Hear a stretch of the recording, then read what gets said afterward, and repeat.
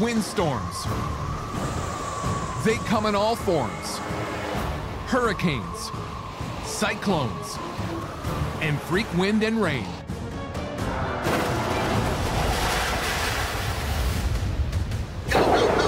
These are the stories from people who work in extreme weather. Oh, just lost a big window. It was just like a bomb went off. And nobody is coming to save you. And the storms they'll never forget. Wham! Crack! Bang! Bang! Bang! Holy we're going to die. Plus, the how and why behind the world's worst weather. Mother Nature is one mother.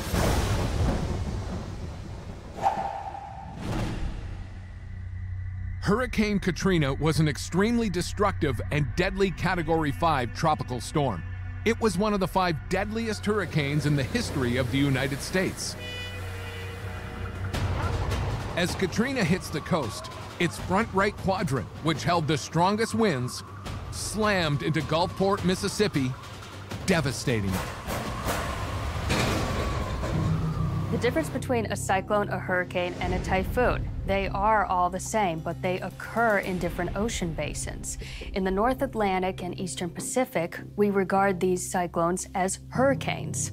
But in the Western Pacific, so off of Taiwan, the Philippines, and Japan, they designate these storms as typhoons. And then in the Southern Hemisphere, by Australia and even into the Indian Ocean, they are known as cyclones, but they are all the same thing, just with a different name. George Karunis has lived a rarefied life. As a professional storm chaser and videographer, he's traveled to all 7 continents, capturing extreme weather phenomena, and has perhaps literally seen it all. Throughout his 25-year career, bearing witness to Mother Nature, he's had some close calls. But in 2005, covering Hurricane Katrina, his job landed him directly in the crosshairs of a deadly storm. Hurricanes are the strongest, most vicious storms on Earth. They are marine weather phenomena. They form when you have very warm water at the surface and you have thunderstorms that form and they cluster together, and the spin of the Earth, the Coriolis effect, causes these clusters of storms to congeal together and form this rotating mass with a calm central eye of low pressure. A really strong hurricane can have sustained winds that approach 200 miles an hour. In the case of Hurricane Katrina, the storm surge was 10 meters above normal, 28 feet. That's the height of about a 3-story building. The storm surge is the reason why Hurricane Katrina was deadly. That water had nowhere else to go but completely into Louisiana and Mississippi. In my career as a storm chaser, I've experienced about 20 different hurricanes, but this one is the one I will never forget.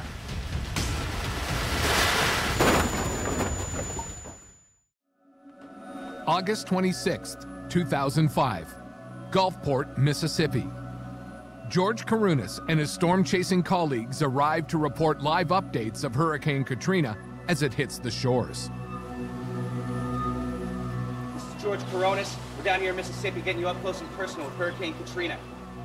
I ended up teaming up with some friends from Canada and some other associates from the US.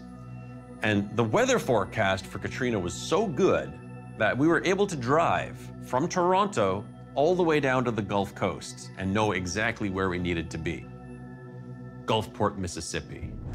George and his team choose Mississippi rather than New Orleans to record the storm.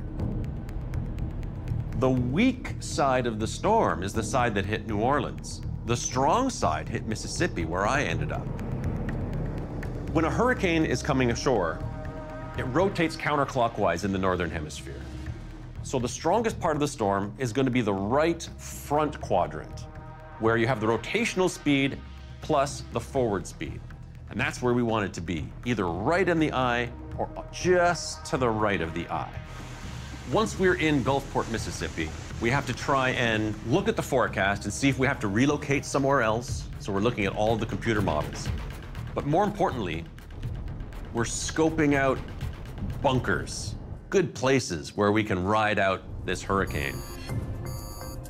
The U.S. National Weather Service issues a dire alert. An inland hurricane wind warning is being issued for the next 12 to 24 hours. So we knew this monster was bearing down on us.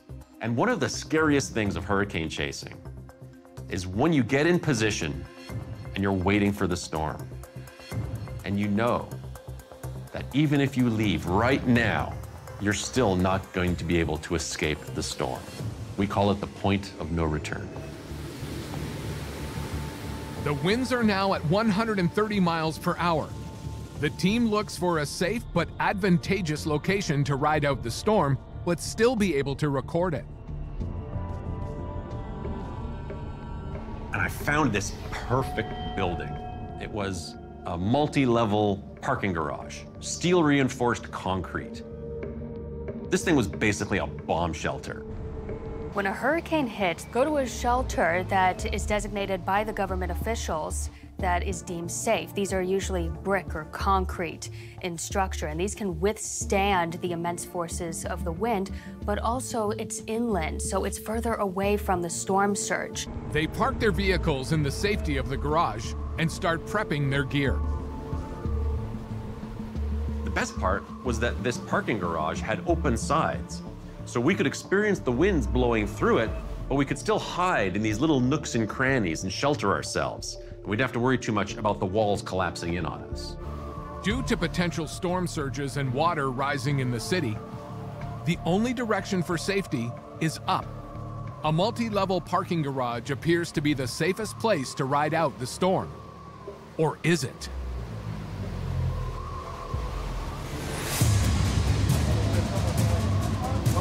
Katrina makes landfall in Gulfport, producing winds of 118 miles per hour and causing coastal storm surges of over 30 feet. As the streets begin to flood with ocean water, the parking garage appears to be the perfect hideout. The parking garage was, I believe, 5 stories tall, which was great because as the floodwaters came in, we could reposition our vehicles and drive up higher and higher. So whenever the winds shifted or if the flooding came in too high, we could reposition. Despite all the warnings, I felt very confident about this particular structure. So it ended up being basically our bomb shelter. The National Weather Service now issues news about the current storm and its destruction. They were talking about things like appliances and small cars becoming deadly airborne missiles. They were talking about human suffering on a scale that is unimaginable. Any livestock left outside will be killed. I've never experienced wording this strong coming from an official government warning. And that was the signal to me that we were in pretty deep. And we didn't know if we were going to survive the next 24 hours. But there was one thing we knew for sure. The place where we were standing was about to become the most dangerous place on planet Earth. August 26th, 2005, Gulfport, Mississippi. Hurricane Katrina's winds, reaching 120 miles per hour, are pummeling the shorelines. Water levels are rising. George Karunis and his storm-chasing colleagues are reporting on the hurricane for news outlets. Really pick it up right now. This is a huge system. This is the mother of all storms. They are protecting themselves in an elevated parking garage. So what you have to do is find some type of shelter and then put yourself in the path and let the storm overtake you. And hopefully the building that you chose is a strong enough bunker to withstand the storm. George and his colleagues realize how bad this hurricane really is.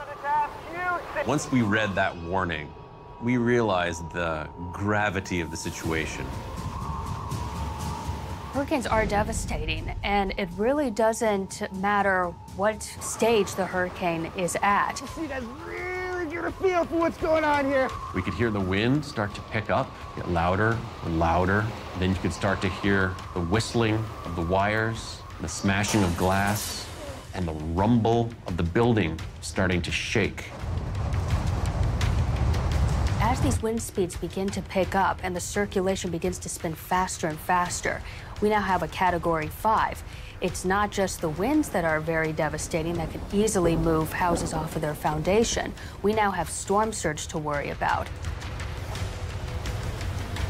Think of it as a hurricane is like a giant straw. So it lifts up and sucks up the sea. So a storm surge can go many, many kilometers inland as long as the hurricane continues to maintain its strength. It's a very serious, and it's also the most deadliest component within a hurricane. That's intense erosion along the coastal areas, intense flooding that could last for days, even weeks, power outages, and people just without food and clean basic water for months even. The storm surge associated with Hurricane Katrina, this was the deadly factor with this hurricane. We were there for a variety of reasons. We were sending reports back for the Weather Network. We were documenting the entire storm from start to finish as filmmakers to show people how bad these storms get, and hopefully they'll heed the warnings the next time a storm like this comes around. Because of the construction of this particular building, there are lots of little corridors and stairwells and sheltered areas where you can get out of the wind, but the howling wind is mere feet away from you. So it's a perfect vantage point to be able to do some live reports. Because this was a multi-level parking garage, we were able to reposition our vehicles. So as the storm surge flooding came in, we were able to reposition so that we didn't completely damage our cars. They were our lifeline. At the end of the storm, that was going to be the only way for us to get out of there.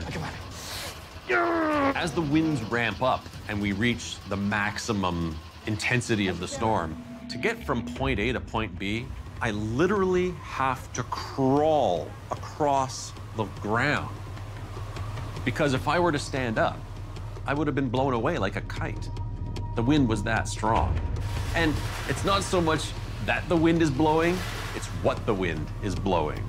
It's full of debris. There were pieces of sheet metal flying around like helicopter blades, which we nicknamed the decapitator. There were pieces of office furniture coming out of the nearby bank building. The winds are so strong, you can't even see across the street. Every time you step into the wind, it's a struggle. You're being hit by debris. Every raindrop hurts. You have to worry about tree branches. There are a million things in your mind, and you don't know which is going to be the next unseen thing that comes out of the murk to kill you.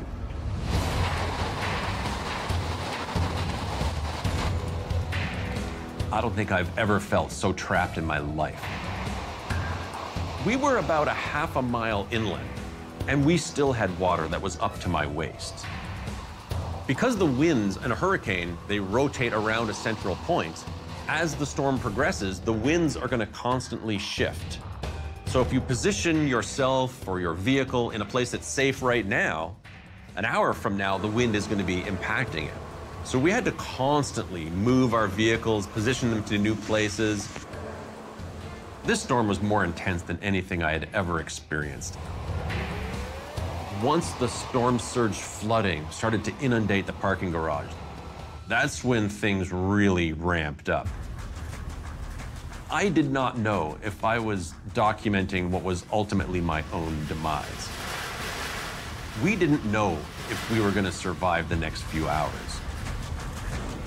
It's like being in a blender for 8 hours. You can hear the sound of buildings just being smashed, glass breaking, debris. It was surreal. During the middle of this storm, it was so ferocious that there was absolutely no way that any kind of emergency service could possibly get to you. 911 was off the table. It wouldn't take much to kill one of us, all of us. The oppressive feeling of the storm trapping you in this one location is hard for me to put into words.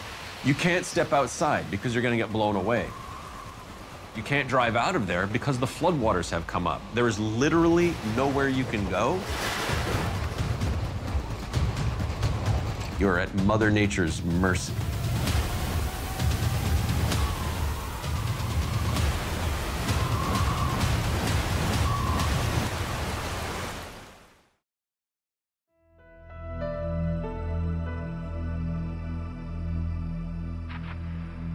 Now that the storm is over, George can finally witness the devastation and destruction. I am blown away by what I've seen. It looked like a bomb had gone off. There were trees down everywhere, arcing power lines. We could smell the gas from gas leaks.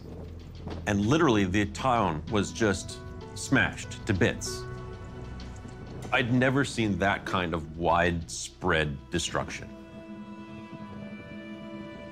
1,833 people lost their lives. In addition, Hurricane Katrina left thousands of people homeless, destroying 800,000 homes.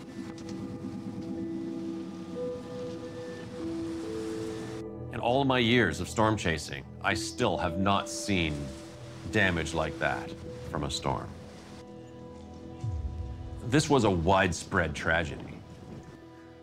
I like to document extreme phenomena. They only become natural disasters when they affect human populations and habitations. A hurricane that's spinning out to sea, that's not a natural disaster. It's just the earth trying to equalize itself. But when they impact towns and cities, that's when they become disasters.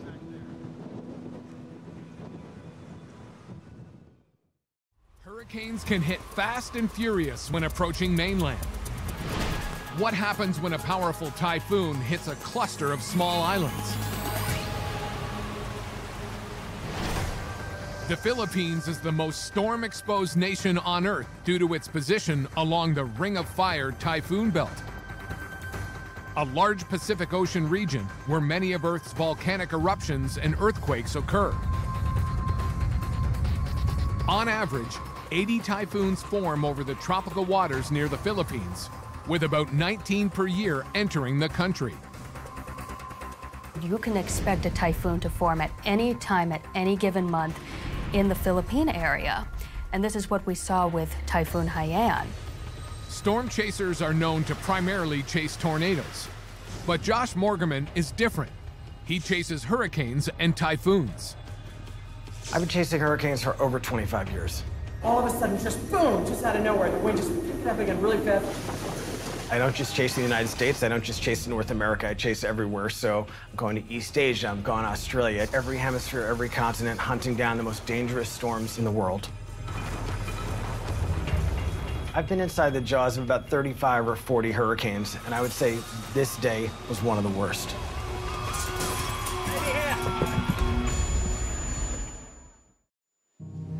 The Philippines are susceptible to hurricanes mostly because of where they are situated and how their country is distributed. It's a whole bunch of islands that are speckled about, and every single one of these islands is in a tropical area that's prone for hurricane activity. These waters can generate typhoons year-round. It's not a hurricane season like what we see in the North Atlantic. They, on average, get about 9 to 10 typhoons each year, and that's not even counting the ones that just brush the islands occasionally. They can see upwards of 20 to even 30 storms form in this area. In many cases, because these storms have a lot of ocean to grow around within the Western Pacific, is that they grow to these massive sizes, even greater than what we see in the North Atlantic at times. Hurricanes thrive on warm water and a certain upper atmosphere environment that has a very low wind shear. The Philippine Sea, which is the body of water to the east of the Philippines, is this perfect breeding ground. Any cyclone that enters that sea just seems to explode into a monster, and Haiyan was no exception. Tacloban City is the most populated city in the Philippine province of Leyte. There are over 240,000 residents in the most eastern cluster of islands in the Philippines. November 8th, 2013. Hello, I'm good. How are you? I'm good. I will be checking in. Josh arrives at his hotel in Tacloban City. Put it on my credit card there. The Philippines is the world's ground zero for powerful typhoons. There's no country on Earth that is hit more frequently by very violent typhoons. Usually my first hint that I'm going to be chasing a hurricane or a typhoon is that I see it in the computer models. The computer models are like a crystal ball showing what might happen in the future. What was unique about Haiyan was that it showed up very, very early on. The computer models 2 weeks before it hit were showing this really intense typhoon crossing the Pacific like a bowling ball and just crashing into the Philippines. And what was incredible was how accurate they were so far out. It was like they just sniffed that this was going to be a really unique event. In this part of the world, in this time of year, in the fall, you expect typhoons to get very strong. So to some degree, Haiyan was what one would expect. What was unusual was how powerful it became. A lot of times when hurricanes and typhoons are moving, they actually move in a zigzag. They wobble a little bit, and it makes it hard to figure out exactly where the center is going to cross the coast, and that's where I want to be. The interesting thing about Haiyan was that it had a very strong steering pattern, and it moved really fast in basically a straight line, so it was fairly easy to figure out, okay, it looks like Tacloban's going to be ground zero or very close. So that's where I decided to set up for this, and it was a recipe for disaster. Many, if not most of these residents, live in simple structures. Hey. I'm okay. I'm okay. Hurricane Haiyan was not only headed straight for the islands, it was headed straight for the residents, who had nowhere safe to go.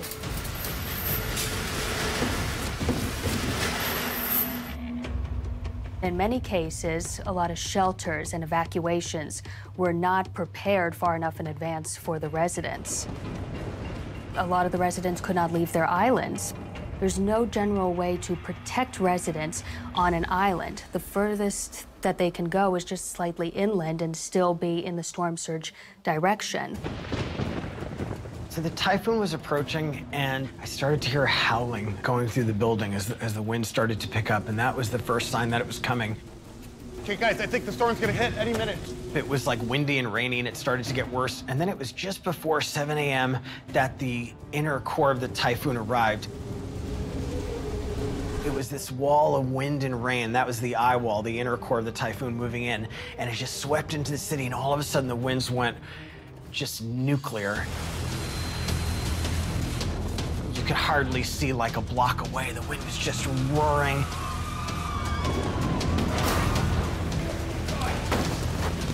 Debris flying around, the whole building started shaking, windows started to smash, doors blew off. It was hitting. I tried to get a couple of shots from the rooftop, but I realized that that wasn't safe. And I realized, all right, I need to go downstairs. So I went down to the second or third floor. And even that wasn't safe because the wind was just, we were in this tight urban area, and so the wind wasn't blowing in a straight line. It was ricocheting off the building, so debris was just blowing in every direction. And it was like being inside a tornado, basically. Flying debris is lethal. If something hits you, it's over. So in this area of the Philippines, you've got a lot of tin roofs on buildings, and those things just rip off, and tin is very lightweight, and it's also lethal. And so stuff like that was just blowing around in every direction, just scattering like confetti. After a while, it started to clear a little bit. It was still blowing like crazy, but not as much, but it was just enough so you could see the street below. And what we realized is the street was no longer visible. It was water. The city was flooding. And that's when I realized the storm surge was coming into the city. The ocean was invading the city. So when a hurricane comes ashore, the wind actually pushes the ocean water up onto the land. That's called storm surge, and it's very dangerous because it floods places where people live. And it just overflowed into the city. And when it overflowed, it happened very fast. So fast that people couldn't get out of the way. The street had become a river, and it was coming up, and it was coming up fast. I noticed this building across the street, just a one-story building. A door opened, and people came out, some adults and some kids, and the water was really high. They were struggling across the street to get to our building because it was bigger and safer. And I was watching them, and I just started to feel like, oh my God, they're not gonna make it. That was the point I realized I needed to stop just sort of observing this and documenting it, and I needed to help because people were gonna die. November 8th, 2013. Hurricane chaser Josh Morgaman is in Tacloban City, the Philippines. Hurricane Haiyan is ravaging the island. Even worse, the storm surge has caused water levels to rise, putting local unprepared residents at risk. So our hotel was like a bunker. It was a sturdy concrete building on probably the highest part of the city. The hotel had become basically a refuge in the storm. So I ran downstairs, and it was mayhem on the first floor. The water was coming up. Oh my God, this hotel. People were panicking. And by the time the people on the first floor realized what was happening, they could no longer open the doors to their rooms. So they were stuck in these rooms with the water rising. These had become death traps, and they were smashing the windows, and they were screaming for help. I just felt like, oh my God, I'm gonna just watch people just die right in front of me. And I realized, like, I had to just jump in and try to help. Maybe here. So a couple other guys and I, what we did is we just jumped in that water, and we went up to each window, and we were pulling people out of the windows, the elderly, children, the disabled, whoever, and putting them on mattresses and then floating them to the main staircase to then get them up to the second floor. And one by one, we just went back and forth to just basically drag people out of those windows, and it just became this mad rush to get everyone up the stairs into the second floor. Whereas already the water was like coming up, you know, it was like you're just wading through it. Watch your step here. And, you know, I felt like so protective, you know, just bring her up those stairs, you know, and we got the whole family upstairs one at a time. And then it was time to look for others because there were people trapped everywhere. It was total panic at that point, just people shouting and crying for help. And, you know, it's just a blur in my head. I only remember, it's like kind of trying to remember a dream, like I only remember little pieces. I feel like my entire memory of it now is just what was captured on video because, I don't know, I was in some kind of, I was almost like in a mental fog. I felt like I was just like a machine, you know, just trying to like get people to safety.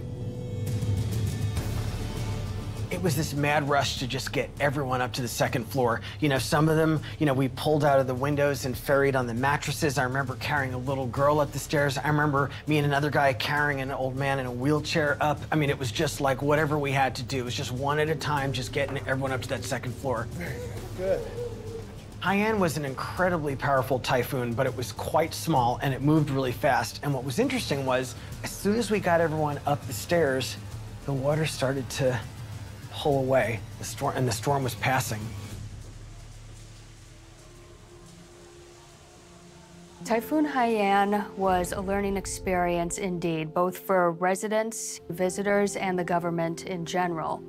So a lot of people were caught off guard. The government did not know how to explain carefully to the residents how dangerous this situation was going to be. This is not the first nor the last super typhoon to hit the region, but at the moment the government can look into building better structures, concrete or brick structures instead of wood or straw along the coastal regions, because these do not withstand the winds of a super typhoon of upwards of 250 kilometers per hour. Thousands of people died in Super Typhoon Haiyan, and most of them were from the storm surge, that rise of the ocean onto the land. The tragic thing about that was that it didn't need to happen. If people understood beforehand what was coming and that that storm surge was going to happen, they would have gotten to higher ground. I'd never witnessed destruction or human misery on that level. It was just beyond anything I'd ever seen, and it was almost like as a defense mechanism, my emotions just shut down. I just stayed really kind of cold and like focused, like, okay, how do I survive? How do I get home? And once I got home and I kind of had the luxury to have emotions, I just like broke down, you know, just the misery that I witnessed and what I was seeing on the news even, just like, I was just like weeping, seeing it all. It stayed with me a long time. I didn't want to chase again for a while. And after all my years of chasing, that was the weather event that changed my life. Lake Erie is the world's 12th largest lake. But when storms hit, the lake is notorious for behaving more like an ocean, with waves reaching 25 feet and wind gusts over 50 miles per hour. Many people underestimate the power of the lake during extreme weather. They underestimate the strength of the winds, the risk of lightning, and the size of the waves. In the summer, or winter for that matter, the temperature of the air over the Great Lakes is going to be different from the temperature over the adjacent land. And so when the winds come down, it picks up that moisture and it cools and the water condenses and causes rainfall. They, on average, have 250 lightning flashes a year and 33 thunderstorms every year. Andy Buss is a professional bass fisherman who's been fishing competitively for 18 years. No rookie to the weather, Andy has faced wind, rain, and thunderstorms while fishing over the Great Lakes. I've been a competitive angler for about 18 years now, and for the last 4 years I've been blessed to compete professionally.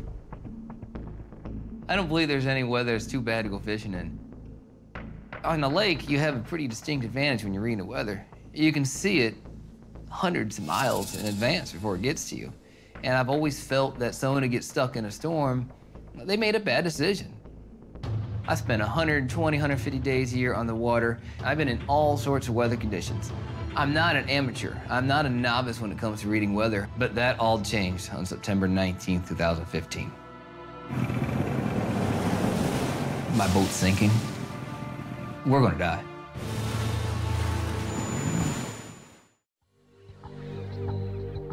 September 19th, 2015, Lake Erie, situated between the US and Canada. Andy and his partner head off into Lake Erie in preparation for an upcoming tournament. There was nothing unusual about this day. It was going to be just another day of fishing on the lake. So my buddy and I were preparing for the Bassmaster Open on Lake Erie, which took off out of Sandusky, Ohio. We headed north and we drove into Canadian waters, 22 miles roughly to get where we were heading. And while we were traveling, we were driving through 2.5, 3-foot waves. So we were driving roughly 30 miles per hour, 35 miles per hour. It was an overcast day. There was a slight breeze out of the west, and those waves, they didn't really slow me down. They were not concerning. I've been in 3-foot waves more times than I could count, and they were actually coming in a perfect direction. We were fishing maybe 3/4 of a mile on the east side of the island, and it was very calm. After about 2 hours of fishing, we looked off into the west, and I could see a rain cloud approaching. But it was just a rain cloud. It was still the morning. We knew stronger winds were forecasted later in the afternoon, but this was roughly 11 o'clock in the morning. I did not view this cloud coming as a threat. I thought we'd get rained on. That was it. It's not intimidating. There's not any lightning whatsoever. There's no thunder off in the distance. It's just gray. It looks like it's overcast. So we proceeded, and we did not have any reservations. I was not scared or worried. In my mind, that storm is not posing any kind of threat. And that rain cloud came on top of us. I mean, it was instantaneous. Boom. That wind just hit us so hard. It was like a fan turned on, but so tremendously powerful, it nearly knocked us out of the boat. It was that hard. It was so sudden, without any warning, and with it was torrential rain. And that rain was just coming at us horizontally. It was coming so hard, that wind was so strong, it was coming horizontally at us. There was an extreme storm cell that moved across the lake. And when you have these storm cells, there is wind and changes in air pressure. That wind and air pressure interacts with the surface of the lake and causes ripples. And those ripples then propagate and become very, very large waves. And in fact, in some cases, you can actually cause mini tsunamis that sweep from one end to the other end of Lake Erie. And this actually happens 5 or 6 times a year. In fact, due to the combination of gale force winds, large waves, and strong currents, there are close to 2,000 shipwrecks. What's happening is that change in pressure pushes the water. You can imagine water sloshing back and forth in a bathtub. And so at one end, the water goes up, and the water is sort of pulled away, and then swishes back the other end. And so this is very hazardous. It can cause, capsizes boats. It causes what we call rip tides, which are, as that wave comes in, it then turns around and goes backwards. So it will pull people a kilometer out to sea or out to the lake. An oncoming extreme storm was not a cause of concern for this experienced fisherman. I'd been in some nasty things before, survived, came out okay, never had a problem. And it's a storm. And in my experience with storms, they never last forever. They never last all day, very rarely. They're typically an hour. And this storm, I had a hard time believing was, first off, I had a hard time believing it was a storm. In my mind, I saw it coming. This looked like rain. I probably should have been nervous and scared immediately, but I wasn't. I had a hard time comprehending what was actually happening. It took 10 to 12 minutes to fully comprehend what was going on. I'm a real competitive guy. This tournament, $50,000 plus for first place. And I am a real competitive guy. I am committed to winning. I'm committed to figuring things out. And I pride myself in being tough and overcoming. So when that rainstorm came on us and it was hit with such force, it was kind of a mentality of, hey, let's do it. Let's have some fun. Let's dance with Mother Nature and Lake Erie here. However, this particular dance with Mother Nature was about to take a major dip. Those winds had to be 50 miles per hour plus. My partner and I are not saying anything to each other, and we couldn't hear each other even if we wanted to communicate. It was so loud because, first off, the wind, but then the rain, and these waves are building momentum, and they're building momentum so fast and so suddenly. Literally in 10 minutes, I went from thinking I'm okay, there's no threat, and 10 minutes later, it's time to get out of Dodge because this is becoming hostile. This is becoming dangerous.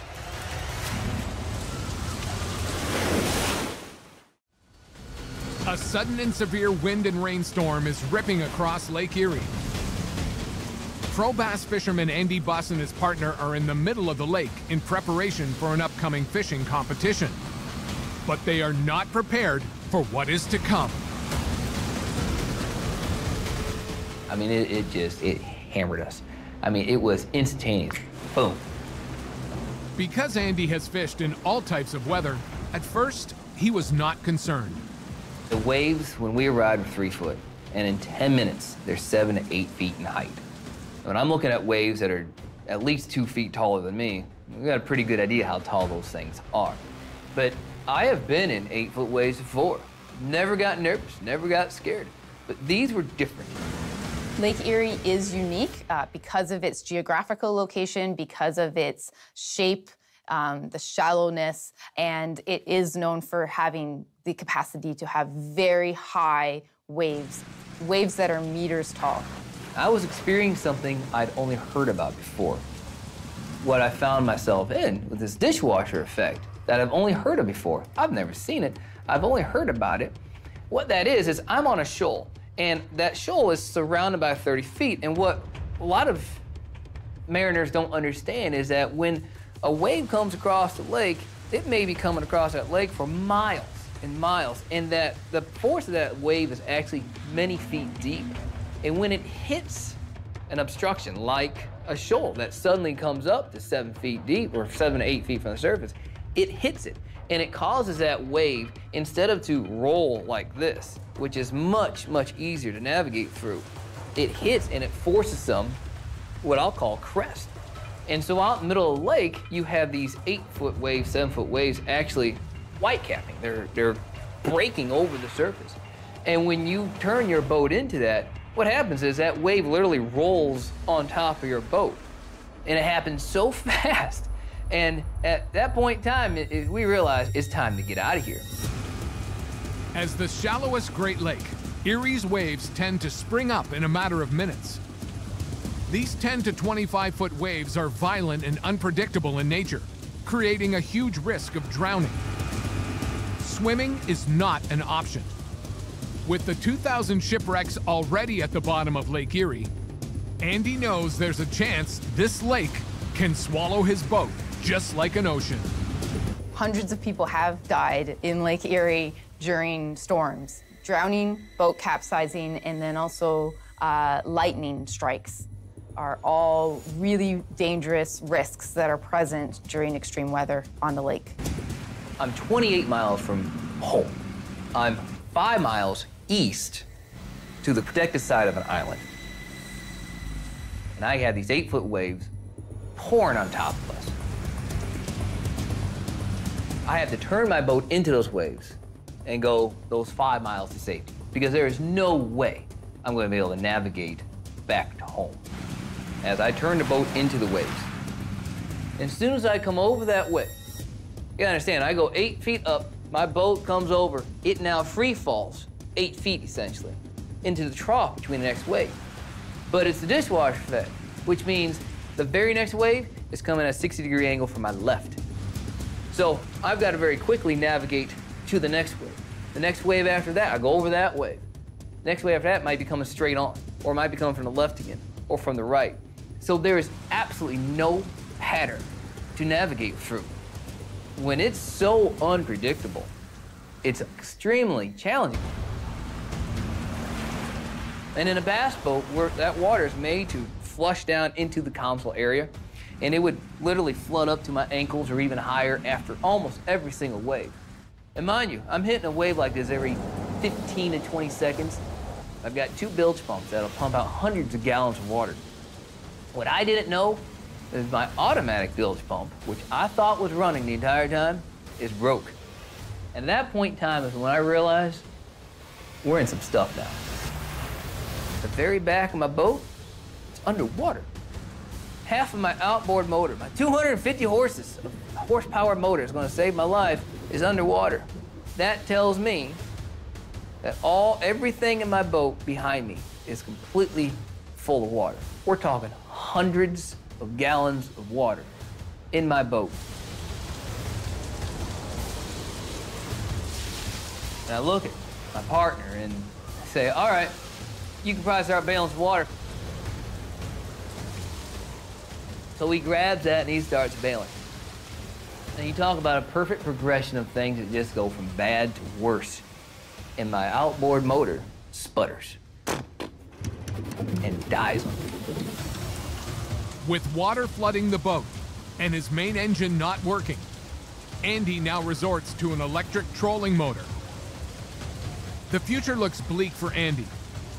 A flooded boat, 8-foot waves, and having to use an electric motor. My batteries that are controlling my trolling motor and everything else on that boat are completely submerged in water. Only a matter of time before those short out. It's at this time where I realize we need help. I'll try 911. I tell them who I am, where I am approximately, and I'm gonna die. If you don't come here to help me, please come help me.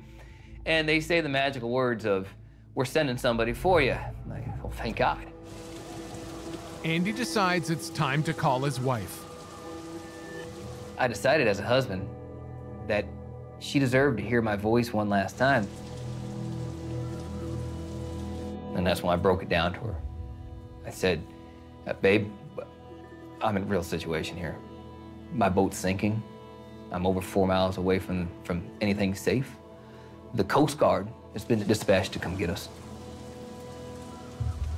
We're gonna die.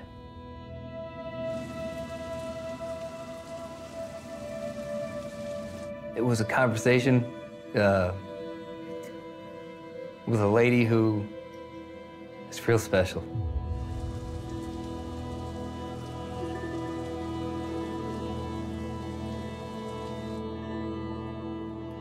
We ended by telling each other that we love each other. And, you know, I'm crying, basically. I am crying. In that conversation, I'm telling her that I love her, and to tell my daughter how much Daddy loves her.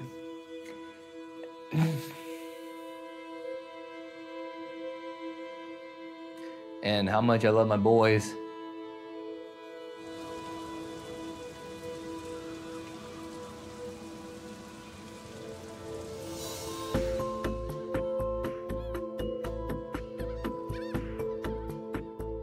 "90 minutes after contacting the Coast Guard, they are rescued and towed to shore. Miraculously, Andy and his partner survived the perils of the storm.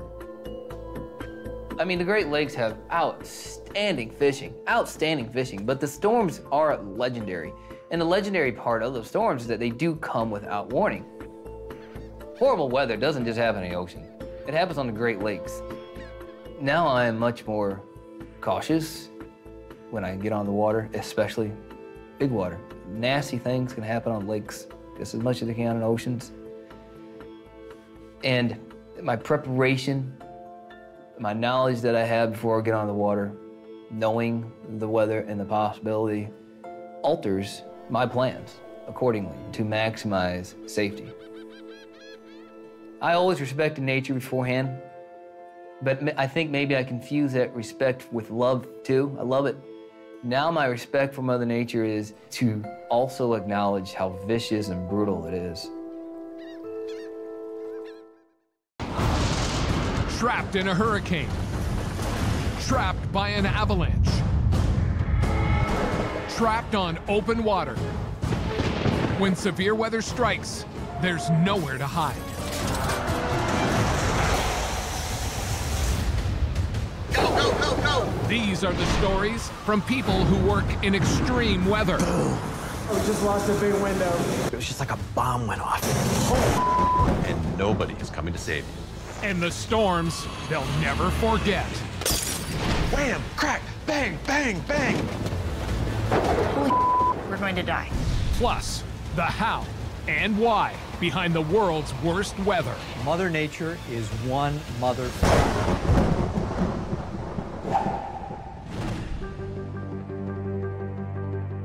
For the brave men and women who make their living in the face of wild weather, fear and danger are part of the job. On our doorstep, we're gonna try to keep it at bay.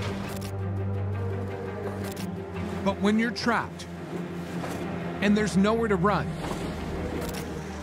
it's never just another day at the office.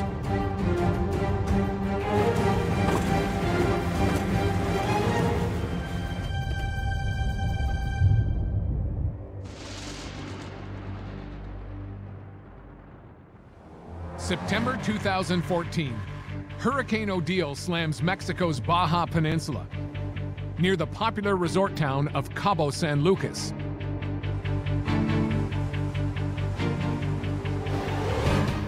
Odile packs wind speeds of over 140 miles an hour, strong enough to lift people and even cars off the ground. Those who can flee the rampaging storm, but a few, like Josh Morgerman, race towards it. I've been chasing hurricanes since I was basically a kid. There's no way to describe why violent weather just gets me so excited, why I feel this need to just go hunting after it at great personal risk. Every hemisphere, north, south, east, west, wherever the big storms are happening, the really scary ones, I'm there. He thought he'd seen it all. But even Josh was not prepared for what happened. The night Hurricane Odile struck Cabo San Lucas. I've been inside the jaws of about 35 or 40 hurricanes. This day was one of the worst.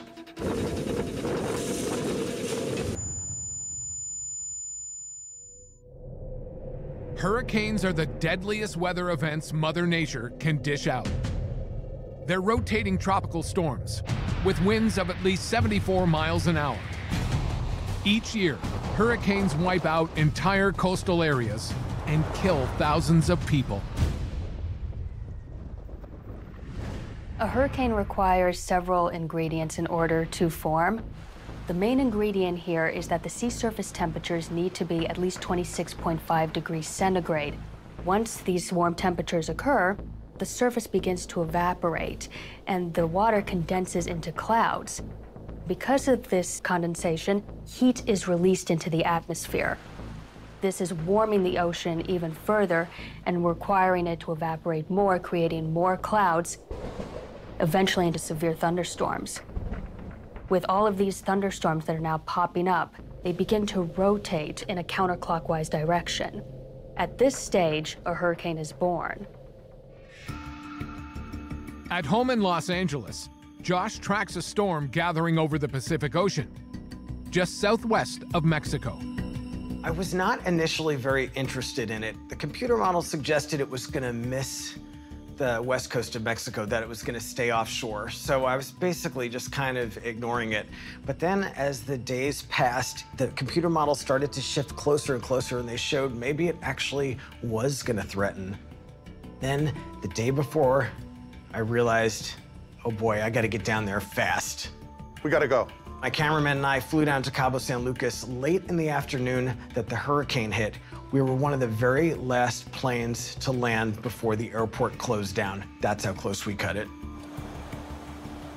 The second we landed, it was almost like the hurricane started to hit. There was a heavy rain band move through and strong winds, and I was like, wow, I can't believe we even landed. Hurricane was already moving in on the city. As a hurricane chaser, I want to get right in the center of the hurricane, right where the eye is going to cross the coast. But we were trying to kind of anticipate where we thought that center was going to cross the coast. Hola, it's under Josh Morgan, checking in. And that brought us to a hotel just east of downtown Cabo San Lucas. And that's where we set up shop. Meet downstairs, say 30 for a drink? Yeah, sure. And as it turned out, it was a bullseye hit.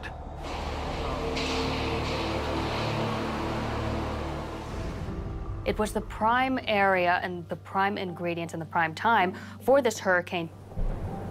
September is the most active season for hurricanes to form. So with very high sea surface temperatures, well above 26.5 degrees centigrade, Hurricane Odile managed to go from a tropical storm all the way to a Category 4 hurricane in a very short amount of time. Category 4 winds are powerful enough to uproot trees, tear roofs off houses, and blow windows out of buildings. Very late in the afternoon, it started to get really stormy. We just kind of drove around, just took some shots of the wind blowing.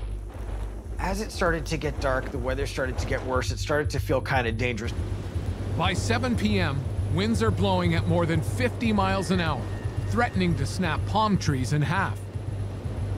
This was a pretty strong hurricane coming, and we decided it was probably best to retreat back to the hotel. As it turned out, we were retreating right to the bullseye. Hey, grab that ring. Josh and his cameraman hole up in the lobby to ride out the storm. Keep it at bay. It's gonna get a little crazy, so we're gonna try to keep everyone down low. As the evening wore on, the wind got stronger. It was like around 9 or 10 that it started to feel really serious. The whole building just started to rattle, and there were just crashing sounds outside. What that is flying debris. So as other buildings start to blow apart, that stuff blows around, and when it hits the building you're in, you hear it. It's like crashing sounds. The wind rages and threatens to blow a set of glass doors off its hinges. The front doors of the lobby just blew open, and the hotel manager put a sofa in front of it. And that just wasn't heavy enough. And throughout the course of the next hour, we kept piling furniture against those doors. Another sofa, a couple of chairs.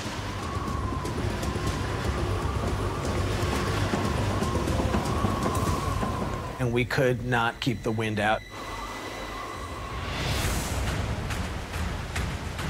Can we get some help over it?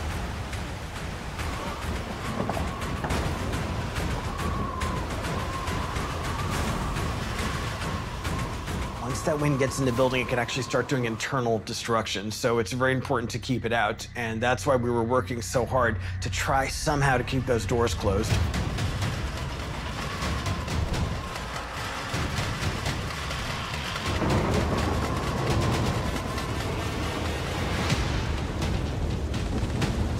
It's no use. Hurricane Odile sweeps the barricade aside, allowing wind and rain to rush into the lobby. Those doors blew open, and the wall on the other side blew out, and actually the wind was moving in a straight line. Basically, the lobby became a wind tunnel. The problem with Odile was that along the Baja California Peninsula, many people did not take this storm seriously. Hurricanes that form in this area tend to be pushed out to sea. Unfortunately, the National Hurricane Center relayed this information saying, "We're not worried, we are not concerned about this storm at the moment." And because of this, warnings were completely canceled. It wasn't until about 24 hours prior to Odile making landfall that the warnings started to go up. By the time the warnings were out, it was game over. For 2 hours, winds hammer the lobby, terrorizing guests and staff.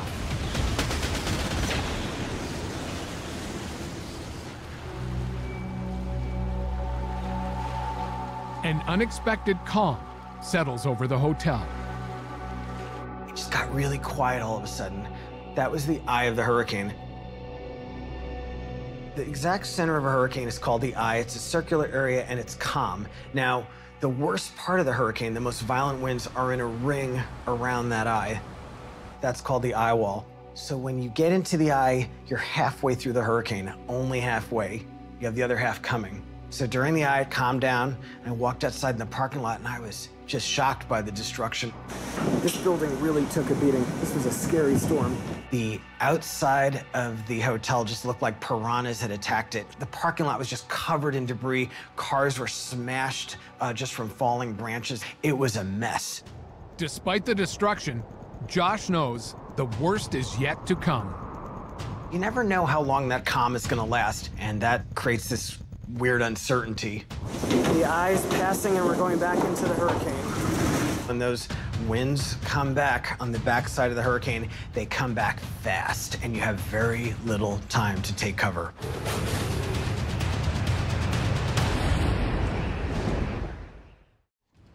September 2014, Cabo San Lucas, Mexico. Hurricane chaser Josh Morgerman is trapped inside a hotel as a deadly storm literally tears the building apart. The hurricane's coming in right here. We're in the backside of the hurricane, and the wind is really, really roaring. We're just standing there, and all of a sudden, boom. The only way I could describe it was just like a bomb went off. A whole glass wall of the lobby just exploded in the wind. I mean, exploded. Holy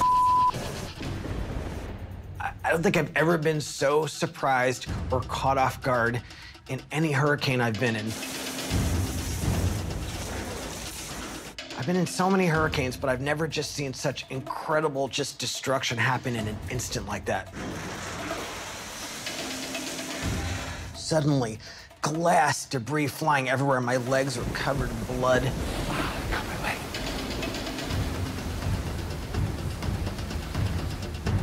We realized that we can't stay in that lobby. It's just turning into a wind tunnel with just like this debris, like just flying around, smashing into the walls. I mean, it was like, whoa.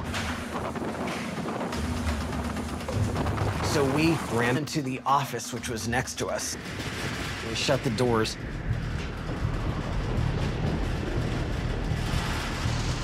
And then I realized, okay, we're in trouble. The office is all glass windows facing the wind, and they're just heaving. You could just like literally see the glass pulsing. There's nothing to hide under. There's nowhere to take cover. We were basically rats in a death trap. We couldn't stay in that office. And I remember we opened that door and the wind was just roaring through it. And I remember sort of like, you know, just counting to 3 and then just running.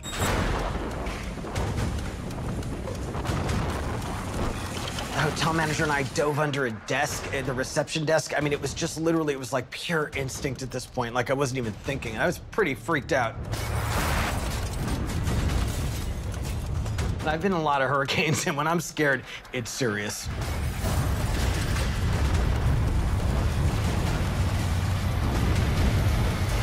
The wind was just blowing through, and it was tearing away the ceiling, the walls. Just debris flying, smashing into the walls at incredible speeds.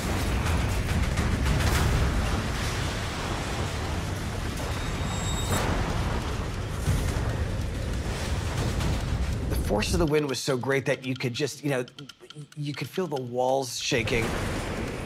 At that point, I started not to trust the building.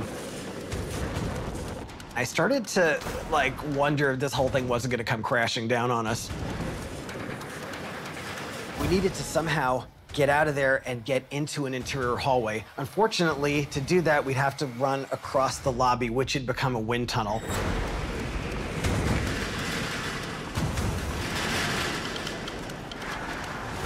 The floor was slippery. I totally wiped out.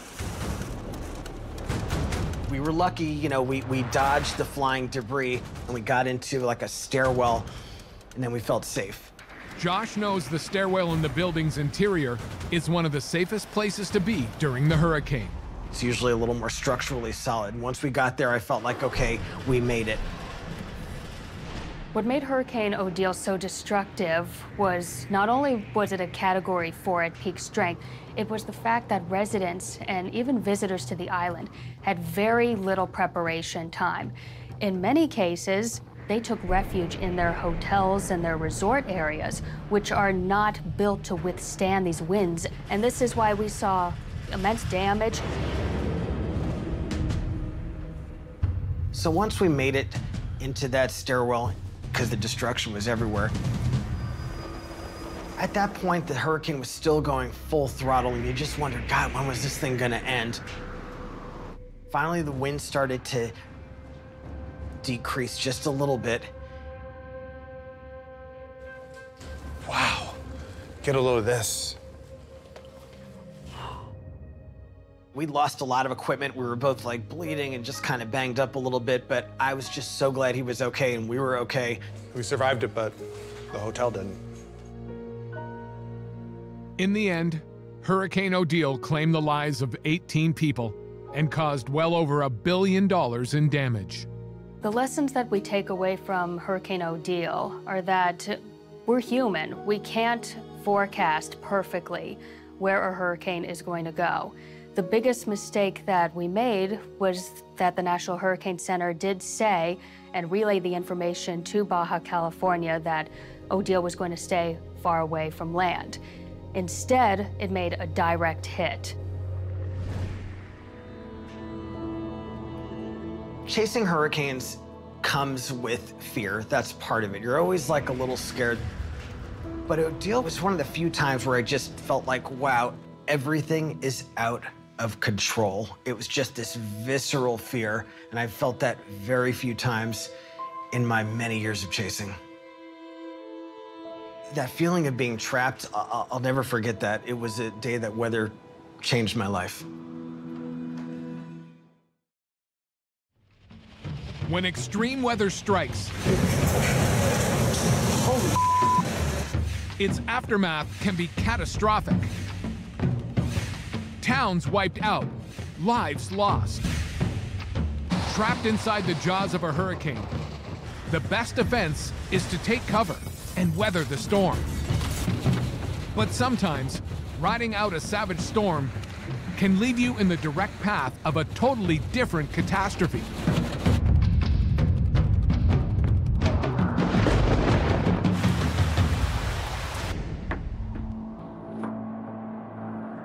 Mount Logan, North America's second highest peak. In Canada's frozen Arctic, it stands supreme. On these icy slopes, wind and cold team up to intensify the deadly effects of winter weather. The mountain's ice and snow have never melted. Severe snowstorms can strike its peak at any time of year. But despite advancements in weather science, predicting these storms isn't easy. The last thing you want on Mount Logan is to be trapped there.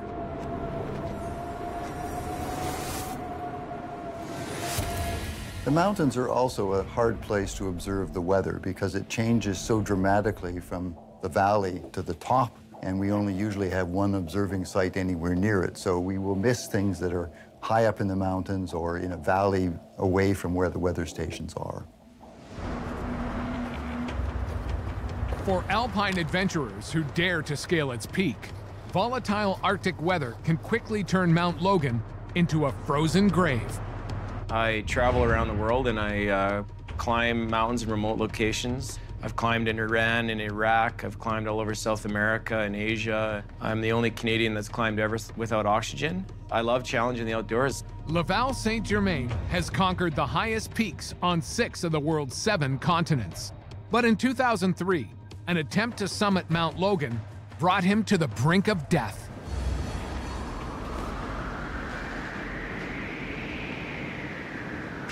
The sky is clear as Laval and his climbing partner touch down on the glacier at the base of Mount Logan, the launching pad for their ascent up the mountain. I've climbed all over the world and I'll never forget first seeing Mount Logan. It is very intimidating. It's one of the largest mountains on Earth when it comes to surface area. It stands up high above all the peaks around it. Big rock faces with ice falls hanging off, and you're constantly seeing avalanches even as you fly in. In Logan, of course, it's the biggest considerations are rockfall and avalanche hazard because you're climbing in serious avalanche terrain. And it's extremely remote. Once an avalanche stops, the snow settles like concrete, making it nearly impossible to move. More than 90% of avalanche victims survive if dug out within 15 minutes. Anytime after that, survival rates drop dramatically. Avalanches kill more than 150 people worldwide each year. Most are snowmobilers, skiers, and snowboarders.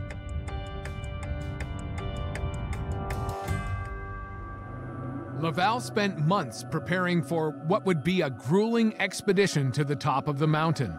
Preparation for high altitude mountaineering like Mount Logan, where it's extremely cold, it's equipment is key, and you have to make sure you have warm footwear, warm sleeping bags. You have to have the proper gear. You can be climbing at minus 35 degrees and sweating profusely, but as soon as you stop, you can within minutes become hypothermic.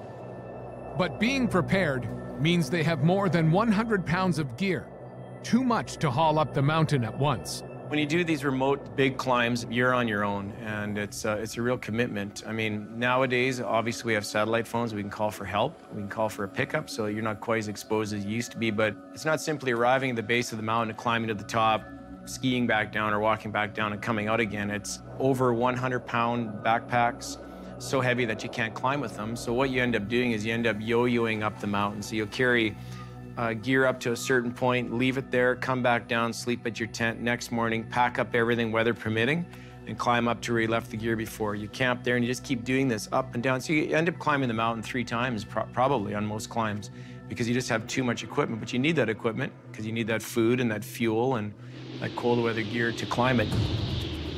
There's no ideal time to scale Mount Logan.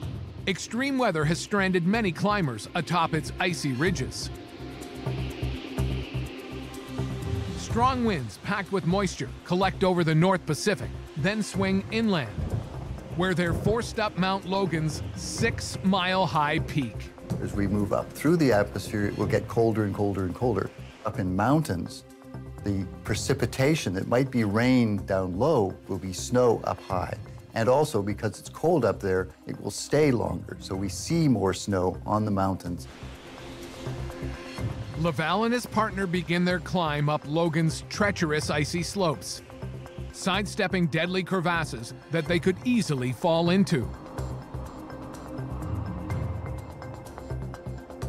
They're just halfway up the mountain, still days from the summit, when bad weather rolls in. It started to snow heavily. We were at a point where we had taken just enough food and fuel to last us 1 or 2 nights. Weather's getting worse, it's picking up. We're gonna have to make camp for the night. Let's head up that way. We realized that the snow was coming down so heavily, we were in such an exposed, avalanche-prone area that we couldn't go back down to get our stuff. So we were stuck in the tent. Avalanches are most common during and immediately after a fresh snowfall. The savage storm has put them in the path of one of nature's deadliest weapons. We had enough food and fuel for a few days, but it was snowing so heavily that every 2 hours we'd have to take turns going out and shoveling off the outside of the tent because we were getting buried in snow. Machine gun winds rattle the tent. If it folds under the weight of the snow, they'll be critically exposed to the elements. The walls slowly collapse and we shovel it off, and they slowly collapse and we shovel it off. And then you're covered in snow, and then you have to come into the tent and you brush the snow off your body so that you don't bring this wet snow into the tent, which is really dangerous because if your sleeping bag gets wet, it's not going to dry ever up there. Trapped for 24 hours, the savage storm continues to bear down on them. They're cold, hungry, and running out of fuel for their camp stove. Without it, they won't survive. We use a mountaineering stove. It creates a small flame, and you pack an aluminum pot with snow and you melt it, and that gives you drinking water. Either that or you don't have any water. The stove is critical. Perched on an exposed ledge, Laval and his partner are in danger. They know an avalanche could strike at any time, sweeping them over the slope and down the mountainside. They have no choice but to try and wait out the storm. This is eating at me. We're in an area where an avalanche could have been triggered above the tent. And of course, it could be triggered by us as we leave the tent. So we were stuck there.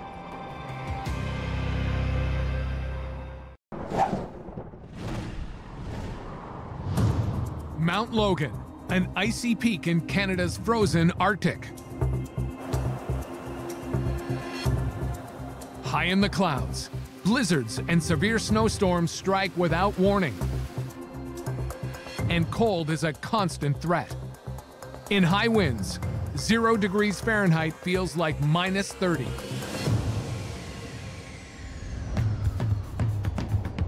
Laval St. Germain and his climbing partner are trapped on the mountain, locked in a battle against extreme weather. As powerful winds from the Pacific batter their tent with blowing snow. Walls slowly collapse and we shovel it off, and they slowly collapse and we shovel it off. We kept on doing this, rinse and repeat, rinse and repeat. They're low on food and fuel to melt snow for water. They have no choice. It's move or die. We're at a point where we can't go any higher because we don't have enough food and fuel to go higher. There's no way we can go to the summit and back down the other side. We made the decision to try and go down for our food and our fuel. But to do that, they make their predicament even worse.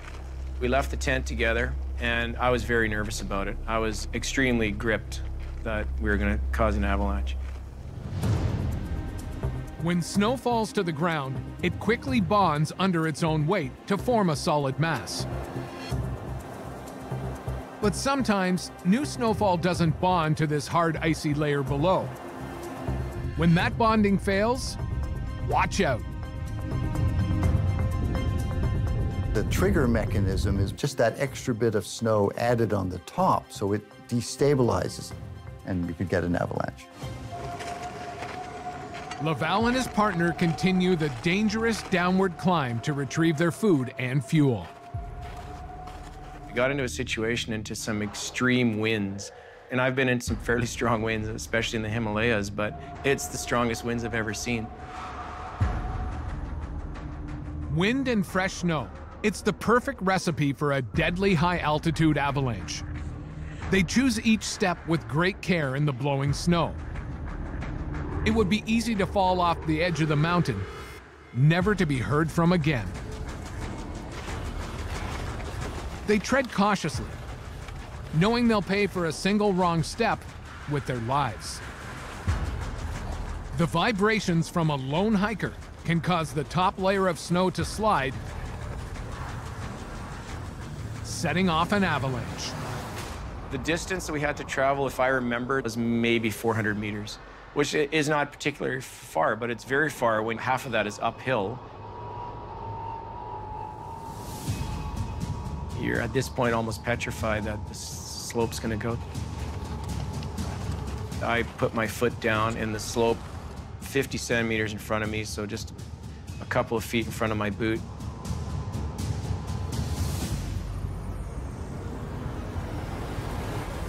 Laval falls back as Mount Logan begins to roar.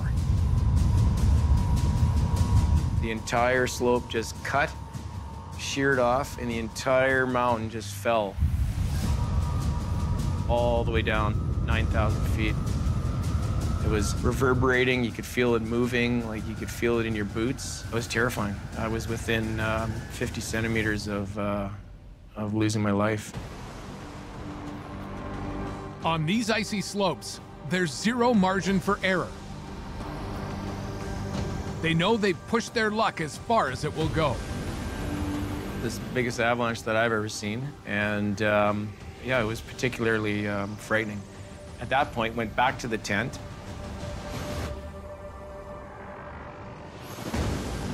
And we just waited it out.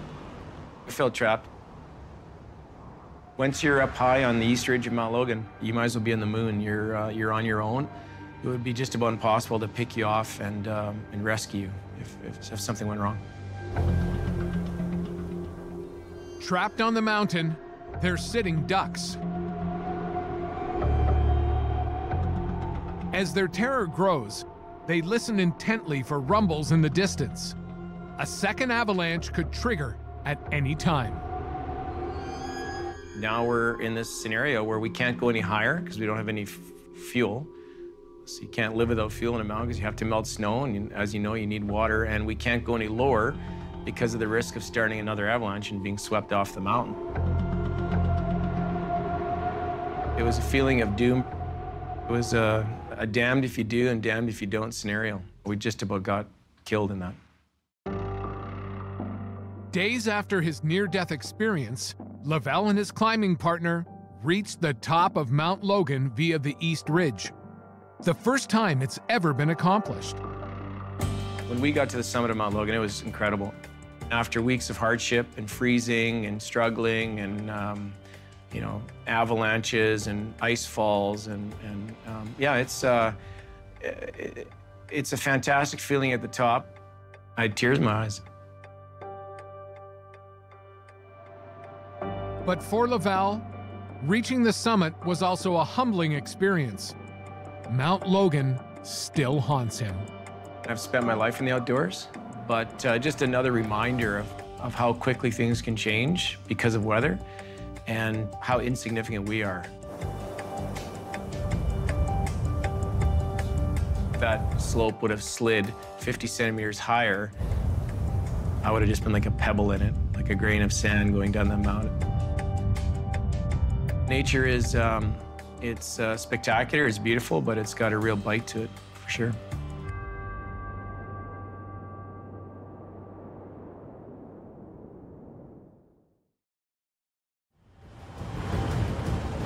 When Mother Nature unleashes her awesome power, people are at the mercy of the wildest weather under the sun.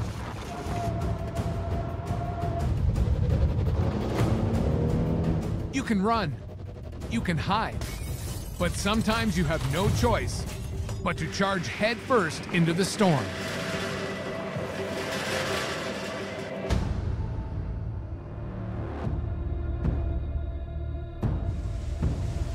Summer weather in South Florida is typically hot and humid. Daily thunderstorms are common. Florida's coast is so volatile for storms mostly because of its location. It's in the tropical regions, and because of this, we have a lot of fuel from the ocean. A lot of heat that's been stored within the ocean. This fuels thunderstorm activity, particularly for hurricanes.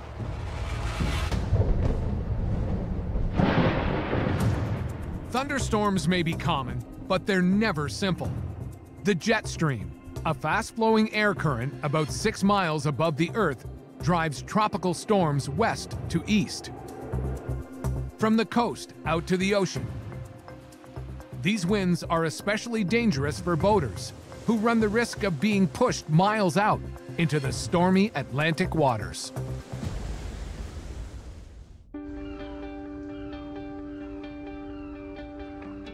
I've basically grown up on the water. I've been on boats my whole life.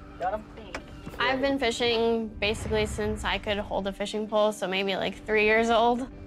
And for me, it started as a teenager, and I haven't stopped since. One of the things I do as a professional sport fisherman is film all my adventures and post them on my YouTube channel titled Land Shark Fishing. Brooke, how are we doing over here? We're looking good. Everything is set up. We've probably spent thousands, if not tens of thousands of hours, would you say? Oh yeah, a lot of hours on the water. What's going on, guys? Victor here, and today I am with Brooke. Say hi. Hey guys, what's up? And today's video is going to be very different from what you guys have seen before. Weather in South Florida can actually change really fast, so it's normally typically calm, but then during the summer, you have crazy thunderstorms and rainstorms that can come in. They can surprise you. You really have to keep an eye out on the forecast, but then at the same time, you can be looking at the forecast and it could say 0 chance of rain, and then in the afternoon, you get a crazy thunderstorm that comes in out of nowhere. June 28, 2013 was one of those days. Without warning, a violent thunderstorm appeared out of nowhere. Before the day was done, Victor Lubin and Brooke Christ would find themselves trapped on open water in a near-death battle against the sea. Brooke and I have seen hundreds of storms on the water. The bulk of the storms that we witness, they come and go. They're generally not that threatening. And a lot of times you can see them coming and you can plan ahead for them. But this storm was unlike any other. Normally, I'm someone who's not really afraid on the water, but I was definitely afraid with this storm. This was probably the first time I ever thought that I might actually die out on the boat.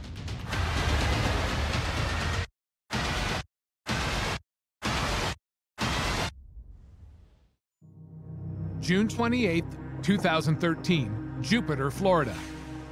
Weather conditions are ideal for a day of kite fishing. Kite fishing employs a kite to get your baits up on top of the water. It allows them to give a frantic presentation, and it attracts big predatory fish.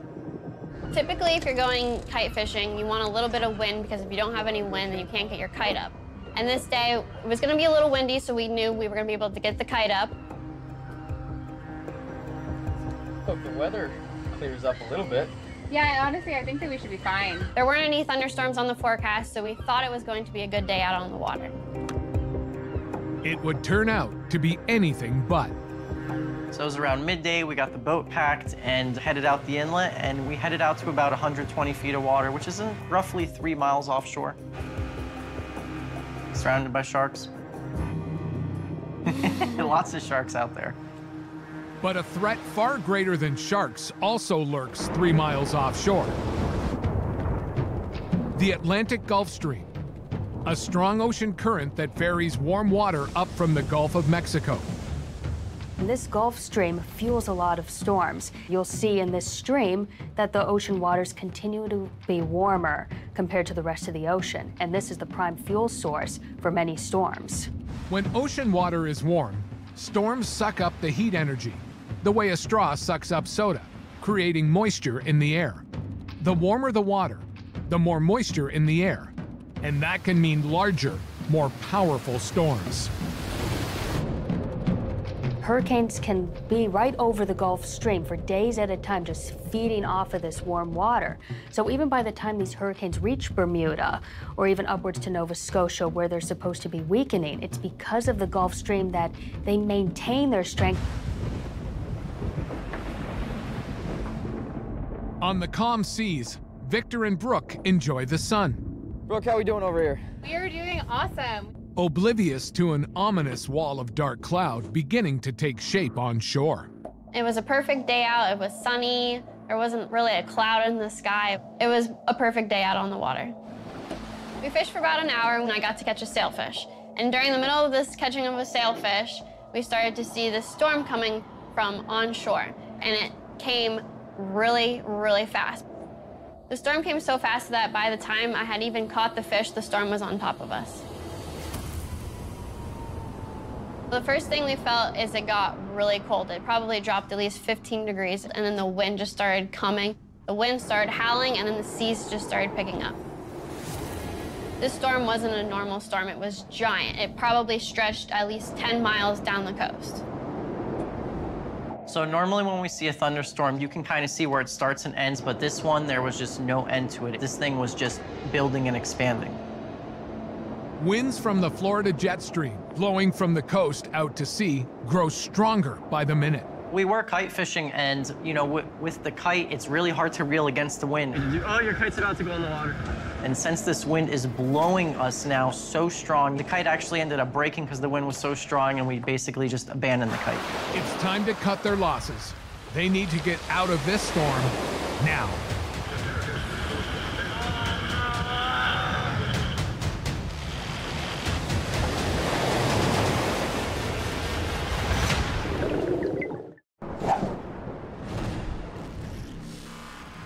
On the Florida coast, a massive thunderstorm, fed by energy from the warm sea, suddenly fills the horizon.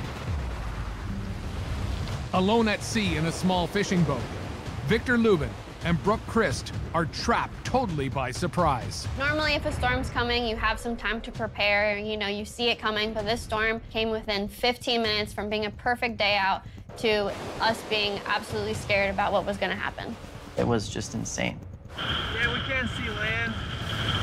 The storm was nearly as wide as the Grand Canyon. Making it even more frightening, it's blowing from the coast out to sea, meaning they need to head directly into the storm if they are to make it back to shore. Normally, what I'd like to do is either run north or south along the coast to kind of outrun the storm, but we had no choice. There was no end to the storm. The safest thing for us to do was just go straight into the belly of the monster. Victor and Brooke gun it for home. Straight into the 6-foot-high waves that crash over the boat. It wasn't like we were in a giant boat. We were in a small 21-foot boat. So you want to keep the boat headed straight into the waves, because if you do go sideways, you run the risk of capsizing. So we had to go straight into the storm.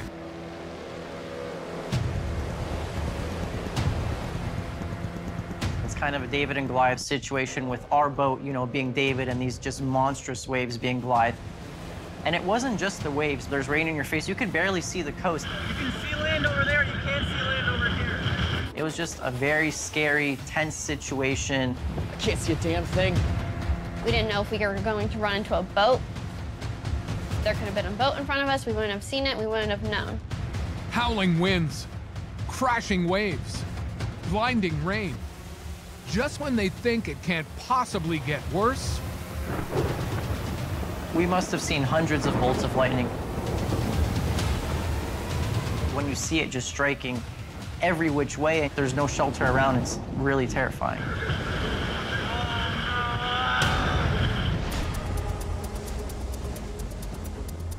Lightning is common off the Florida coast. High in the clouds, warm water droplets and cold ice crystals rub together, creating enough electrical charge to trigger a lightning strike. It's a deadly phenomenon that claims the lives of nearly 100 people each year in the United States, more than hurricanes or tornadoes. The one thing that was running through my mind was just, please don't get struck by lightning. There's lightning everywhere, and if the boat got struck by lightning, you're holding on to metal, and so you're getting direct impact. It was a very tricky situation. Terrorized by lightning strikes and blinded by rain, Victor and Brooke push their boat as hard as it can go into the unknown. There are no other boats on the water. They are alone against the sea. We were probably running into the storm for 45 minutes to an hour, and it seemed like 3 hours. We couldn't see 5 feet in front of the boat. It was freezing rain. I didn't know if we were gonna get hit by lightning. I didn't know if we were gonna capsize. I just had tons of emotions coming over me. I actually was crying. I cried, I was praying. I did not think we were gonna make it through.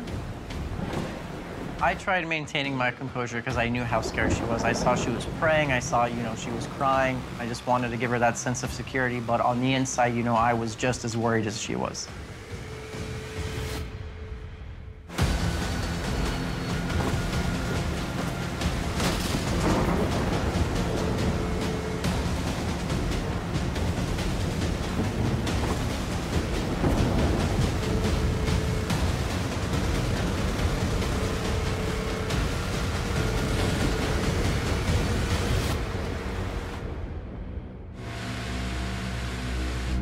After a hair-raising, hour-long push towards the coast, they finally make it to safety. I remember finally making it into the inlet after coming out of the ocean. I just felt a sense of relief that, oh my gosh, we actually made it. We felt finally safe being in the inlet. So a person who plans to venture out into the ocean on the day of perhaps severe weather, first and foremost, they should be looking at their local meteorology stations in order to assess for themselves, is it dangerous and is it smart for me to go out today? And if you are willing to take that risk, use the precautionary measures. Make sure that someone knows your approximate latitude and longitude so that if the Coast Guard needs to go out and find you, they will be able to do so. In all their years on the water, Victor and Brooke have never been so fearful for their lives as they were on that day off the Jupiter coast.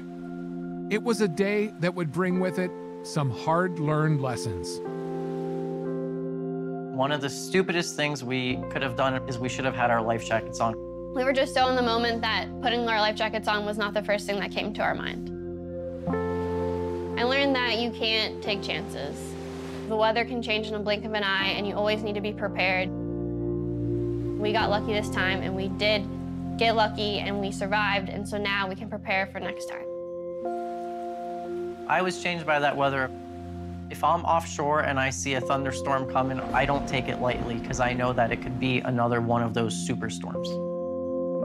Don't take the weather lightly. Don't take the Gulf Stream lightly, because if you do capsize offshore there, it's not just the lightning, it's not just the sharks, it's not just the rain, it is the culmination of everything that just becomes a superstorm. There's no being a macho when it comes to nature or out on the ocean. The ocean takes what it wants when it wants.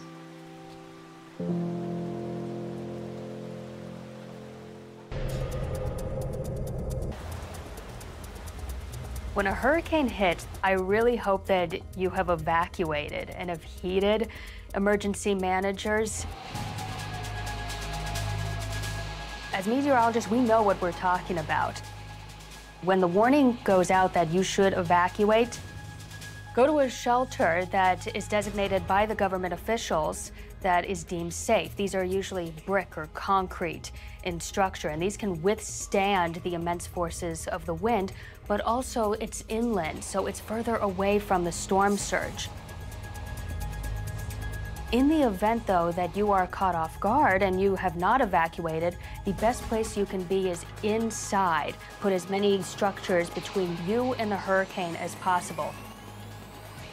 This allows for projectile debris from the intense winds of a hurricane to penetrate only one, maybe two layers of your house. But if you are further in, like an interior closet or even the bathtub, if you can put something over your head, like a mattress, you are safe in that situation. Aviation and weather. I couldn't believe it. At times, a turbulent combination. I could hear passengers screaming. Fasten your seatbelts. Most of the time you make it, but there are times when people don't make it because of pushing the weather.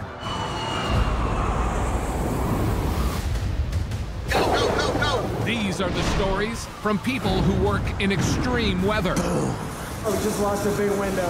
It was just like a bomb went off. And nobody is coming to save you. And the storms they'll never forget. Wham! Crack! Bang! Bang! Bang! Holy we're going to die. Plus, the how and why behind the world's worst weather. Mother Nature is one mother.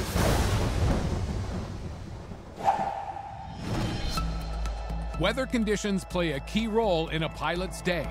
Snow, thunderstorms, lightning, dangerous crosswinds, all can turn a routine flight into terror at 30,000 feet.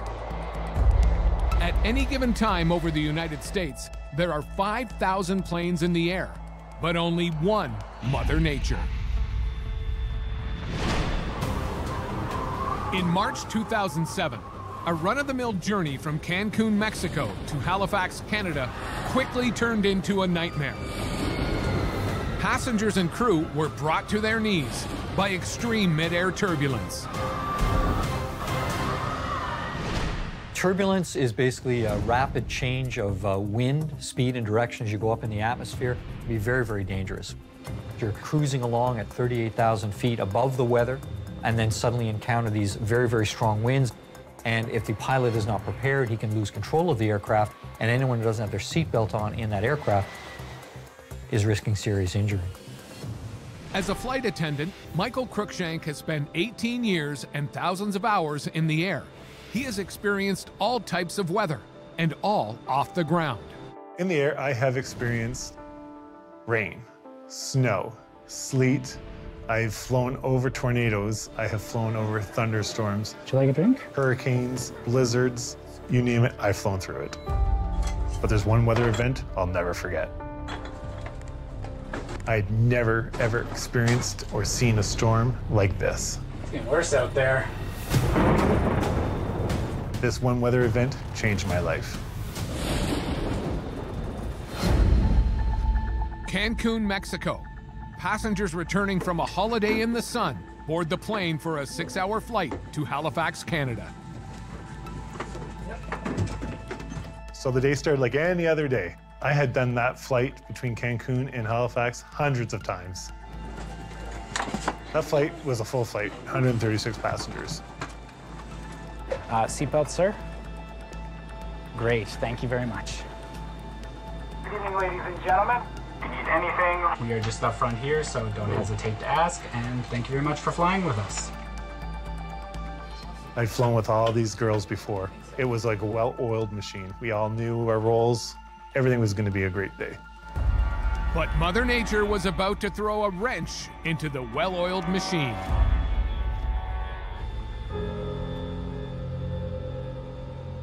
About 4.5 hours into the flight, the captain called us and said that we were going to be having bad weather. There was a snowstorm brewing in Halifax, and it was getting worse. Halifax, on Canada's east coast, has the perfect ingredients for wild winter weather.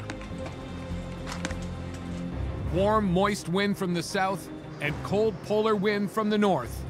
When they smash together, you get snow and turbulence high in the sky. Wind causes a lot of turbulence. Air masses that are moving quickly in opposite directions. A simulator is a great tool to train our pilots how to handle turbulence and other weather events. We can cause everything from thunderstorms to what we call wind shear, when the winds change directions very quickly. Dean Kramer trains pilots using a flight simulator to recreate severe weather conditions at high altitude. I can cause rain, hail, snow, falling snow. Of course, we can change the turbulence, moderate to light, clear, severe turbulence. You're going to notice the oscillation quite a bit. So we go to this, and we actually cause very heavy turbulence, which of course rocks the airplane back and forth. You can see that things are happening as far as the aircraft is concerned. Now, Mike's not making this happen. This is the simulator doing this. He's just compensating for it right now, which is causing the aircraft to jostle back and forth quite violently as we're experiencing.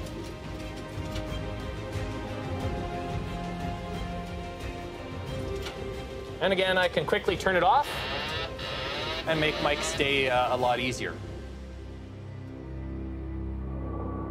The captain briefs the crew. Heavy turbulence is expected on the descent into Halifax. Eventually, it's communicated to us that, okay, guys, it's going to get bumpy here. We went about our day. Seatbelts. Securing the cabin. Everything was smooth. Everything was great. Hey, seatbelts, please, ma'am. I just prepared for a regular landing.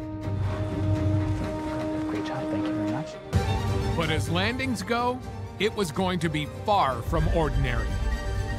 And now I look at the window and I can see snow. I know we are in a brutal snowstorm. As we started to descend, it started to get a little bit bumpy, a little choppy. You can hear people in the cabin. People are talking, maybe a little bit more elevated due to the sound. As the turbulence is getting louder, the cabin's getting louder with the sound of people's luggage banging around, carts banging around.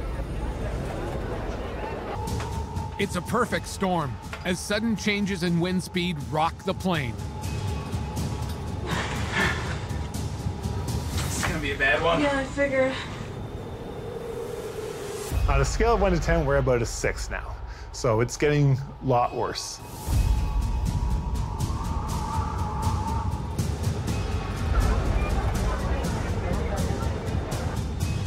So as we're being tossed around violently in this weather, I look out my window, and what do I see? But lightning.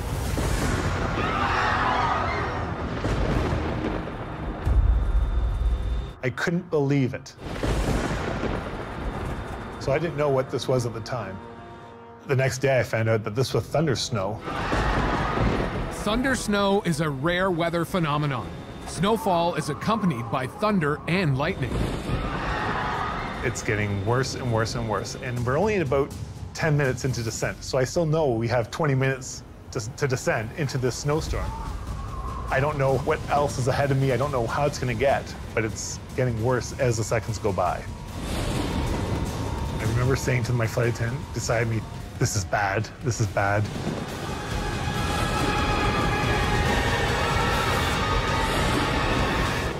The turbulence, triggered by the storm, shakes the plane like it's a toy. I've never been through anything like this before. It's violent. It's about an 8 out of 10.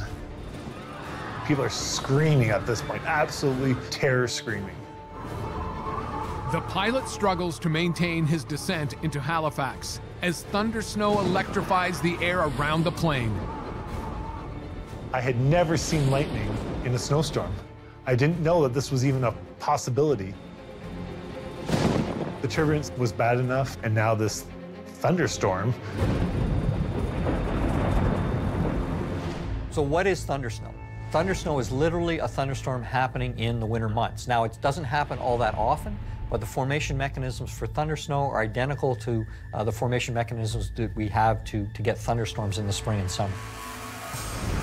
It's a rare weather phenomenon that only occurs when air closest to the ground is warm enough to rise and form a thunderstorm, but it's still cold enough for rain to freeze and fall as snow.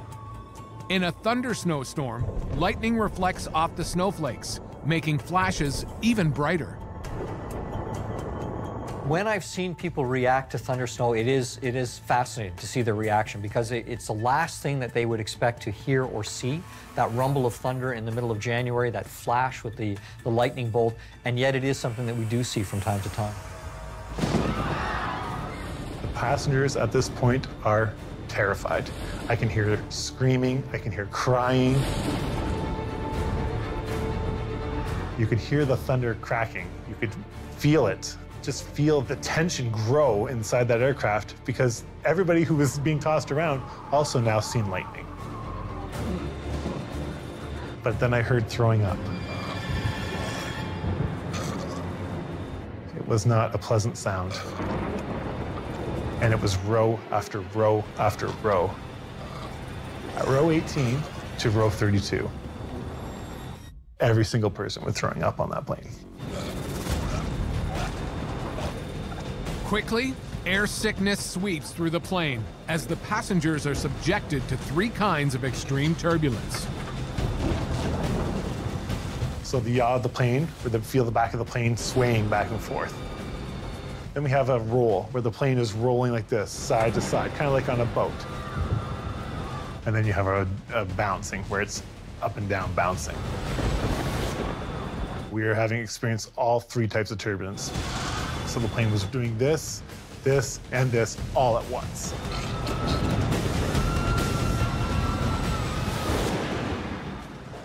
When we get into turbulence, a lot of the time it causes a lot of yaw, which makes the airplane's tail go back and forth.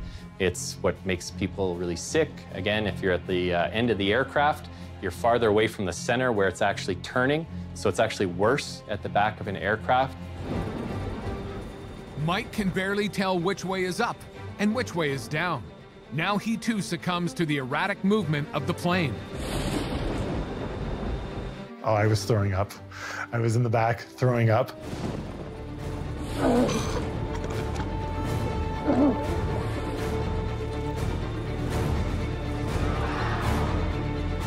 That moment in time, I wanted to be on the ground.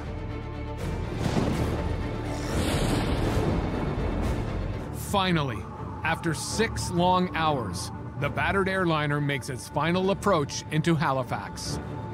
We are on final approach now. I could hear the landing gear come down. I thought, okay, we're getting close. It's time. And then the imaginable happened. You can hear the engine spool up.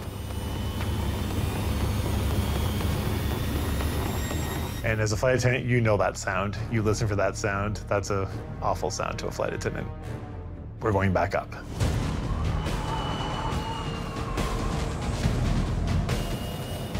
At that point, the captain called and said, guys, sorry about that. We're going to try that one more time.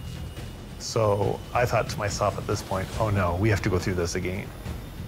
We're going to fly back up into this storm to circle around to try and do this again.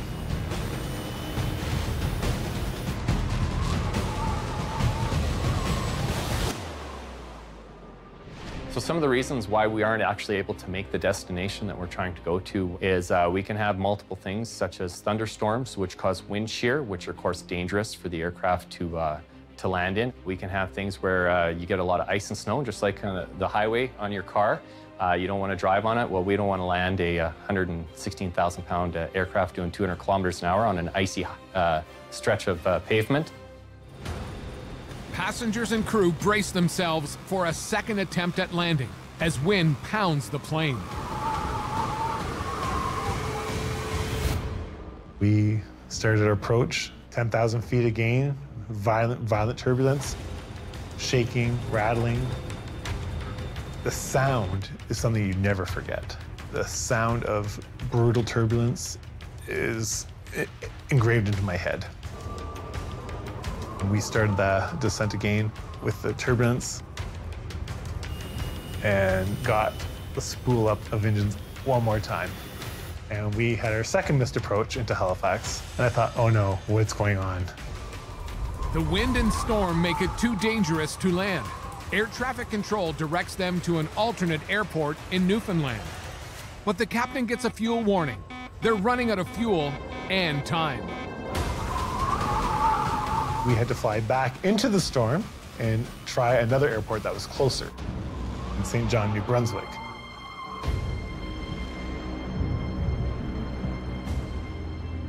There was virtually no turbulence, and we landed into St. John, New Brunswick.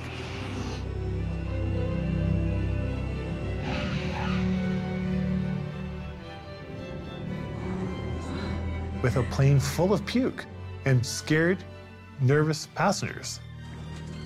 Thankfully, no one was injured on the flight. Because the pilot was warned of the oncoming turbulence, passengers remained belted into their seats. I was so thankful to be on the ground when we landed. To hug each other, to think, okay, we've been through that. That was scary.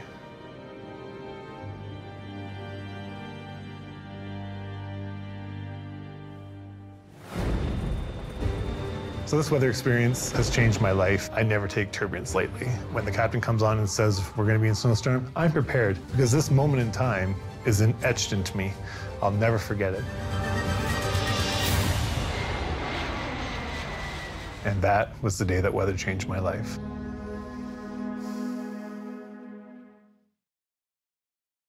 Although large commercial passenger airplanes can avoid bad weather by flying above storms, they can still be heavily affected by bad weather.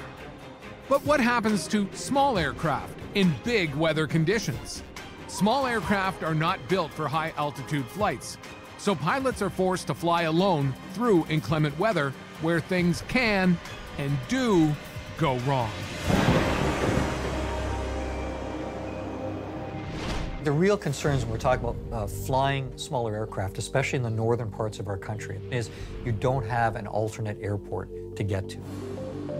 You are going to rely on your skills as a pilot to tell you where you are and a really good knowledge of the weather en route. Because the real concern is if you run into trouble in the north flying one of these bush planes, there's not a lot of ways that you're going to be able to land safely somewhere. Laval Saint-Germain has been a pilot for 28 years. He's logged millions of air miles in all conditions, from scorching deserts to freezing glaciers. In my career as a pilot, obviously I've seen thousands of different weather events. Hailstorms, thunderstorms, wind shear, fog, driving snow, you name it.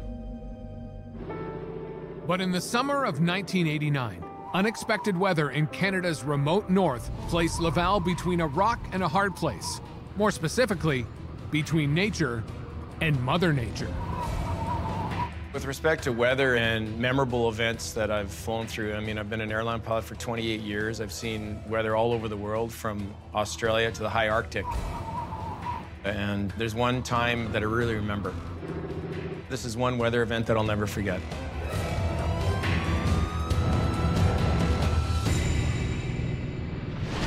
Almost 30 years ago, Laval was a young pilot flying in remote areas of northern Canada. So in 1989, I was a young pilot starting out as a bush pilot in northern Quebec, in a very remote area, no road access. The definition bush plane is something that's particular to northern Canada and Alaska. And when we say bush plane, it is pilot jargon for sure. Generally, it's a single-engine airplane, and it's an airplane that can operate on wheels, skis, or floats. It is really a flying Jeep. It's incredibly rugged. It's made to operate in extreme cold. It's made to operate on very short lakes. It can fly at slow speed. It's just the real workhorse of the Canadian bush. It's interesting. As you progress in your aviation career, weather becomes, it's a determinant of a lot of things, and it impacts you in a lot of ways, but you're flying aircraft that are far more weather capable than the smaller aircraft you flew as an inexperienced pilot. So it's a bit ironic that as you become more experienced, the aircraft you fly are more resistant to weather. In airline aviation, you're outside of the weather other than for approach and landing and departure. You're above it. You're sitting in the high 30,000 foot range or low 40,000 foot range. It's always sunny up there. It's 99% of the time, it's clear blue sky. As a young pilot, though, you have to be more aware of, you have to have a better weather knowledge because you're always in it. You're always flying in the weather. You are in the weather, either under it or in it. You're always being impacted by the weather, so you have to have a good knowledge of it, yeah, for sure. Laval is on a routine flight in his small bush plane when suddenly, it's the last sound a pilot wants to hear. I heard a loud explosion coming from the engine. I could feel that the engine missed, but I was able to sort of climb up over the trees, avoid the trees, and I decided to keep flying. Because I was in a very remote area, I thought I'd try and make it to base. He's still a rookie pilot, but Laval is able to guide his hobbled aircraft safely to his remote camp. I got back to my base and looked at the engine, and I had blown a crack in the cylinder.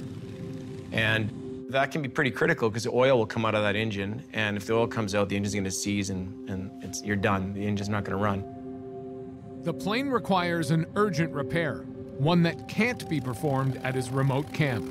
So I called base, and as a relatively inexperienced young pilot, I allowed myself to be talked into taking this airplane back to the main base of the airline.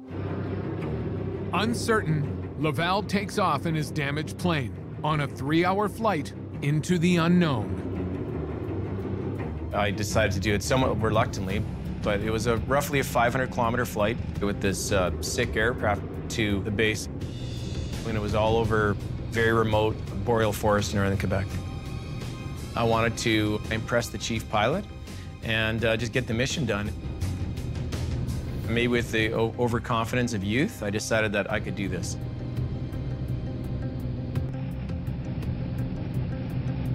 My experience level was probably slightly higher because I had grown up with a dad who had airplanes. He was a private pilot, so I was always exposed to airplanes. We had Cessnas kicking around all the time, so I was always flying. I'd say I had probably slightly higher than average experience at that time as a young bush pilot. Certainly when we're talking about weather hazards for small aircraft, for pilots that fly these small planes, visual flight rules for a lot of these pilots is very important, which means a knowledge of your surroundings, both in the horizontal as well as being able to see the ground below you. When we deal with situations where there's a lot of low cloud, we call stratus cloud, or in fact fog, that's no longer allowing them to see the landmarks beneath them. They may become disoriented in that type of situation. And again, if there's complex terrain around, hills or mountains, it could be a very, very dangerous situation.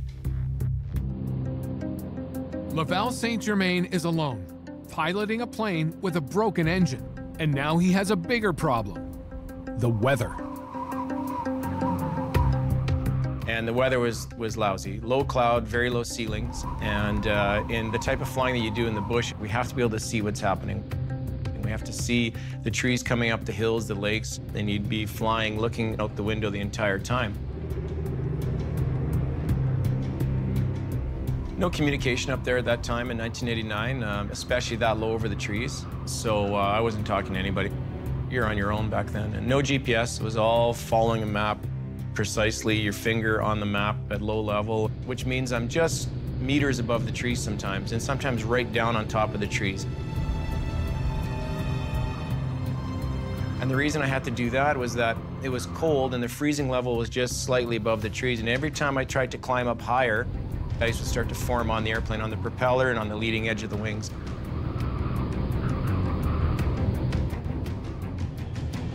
In aviation terms, what I was doing, that low cloud, we would call it scud running. You're running in scuddy weather.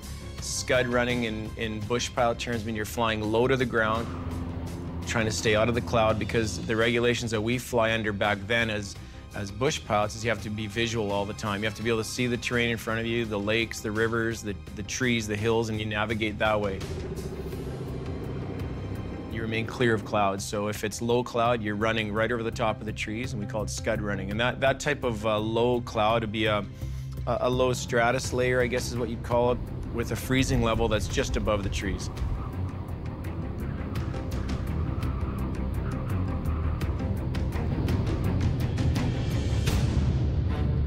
Aircraft of this type, these bush planes, don't have the ability to fly in icing conditions. Whereas an airliner, for example, things are electrically heated, the windscreens are heated. You don't get ice on a big airplane, but on a small airplane, you're at the whim of the ice. But I didn't realize where the freezing level was, because where I was, there was no way to find out what the freezing level was unless I actually flew into it. As the plane takes off and goes higher into the atmosphere, generally temperatures tend to fall. What a lot of people don't realize is that even in the summer months, in the height of a summer's day in July, it can be 30 degrees Celsius on the ground, but it can be minus 50 in the depths of one of these big thunderstorm clouds. So there can be still very, very cold temperatures aloft in the atmosphere, even in the height of summer.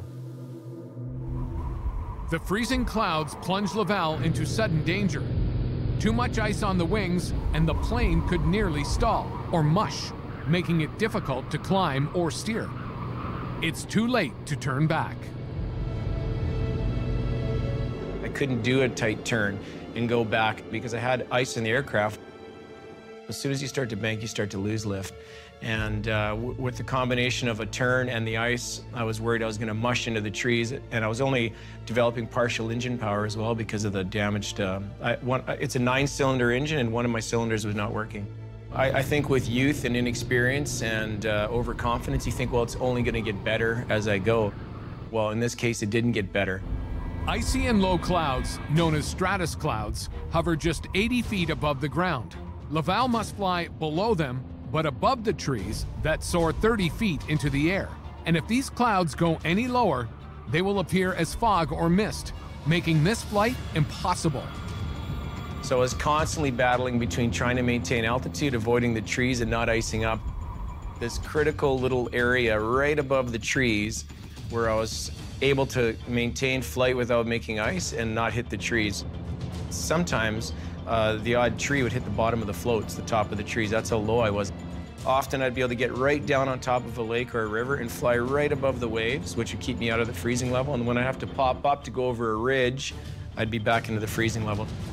The whole time watching the oil and making sure that the engine didn't quit as I was going over any of these trees. Because if the engine were to quit, I'd crash into the trees. I was constantly searching with my peripheral vision to see trees coming up, rivers and lakes that I could lose altitude, get down over the water, melt some of this ice off, climb back over into the freezing layer, build up more ice, dive back down. It was a cat and mouse game. You know, I was the mouse, the trees were the cat, and the clouds were the cat, and safety was in that layer right between them. I guess I was, in a way, threading the needle between the two, between the tops of the trees and the freezing layer. Low-lying cloud, or fog, is filled with supercooled water droplets. However, when temperatures drop and these cloud droplets adhere to the metal of an airplane, it's a flight or fight scenario.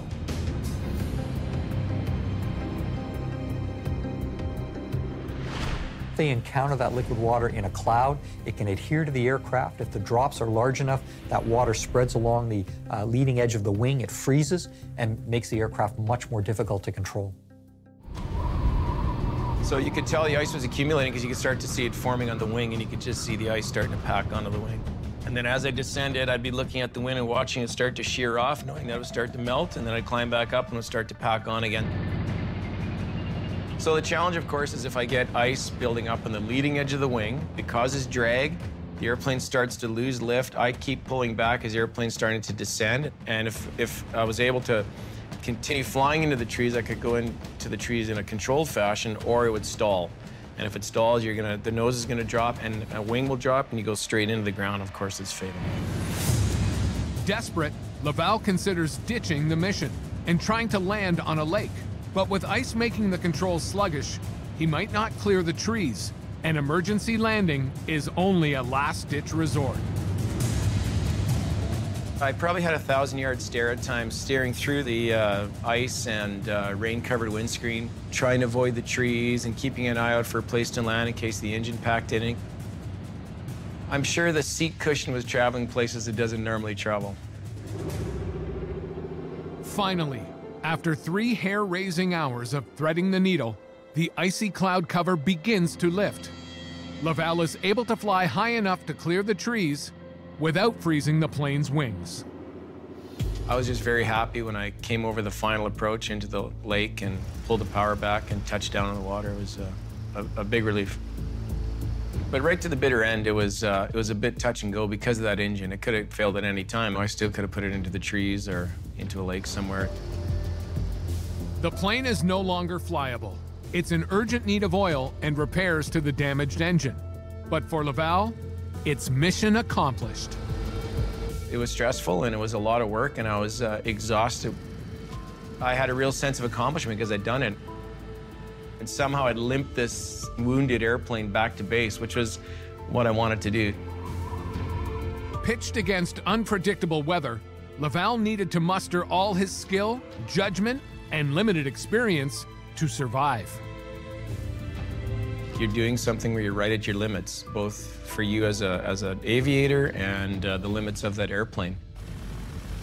Pilots, we give the feminine attributes to airplanes. We call them her or she.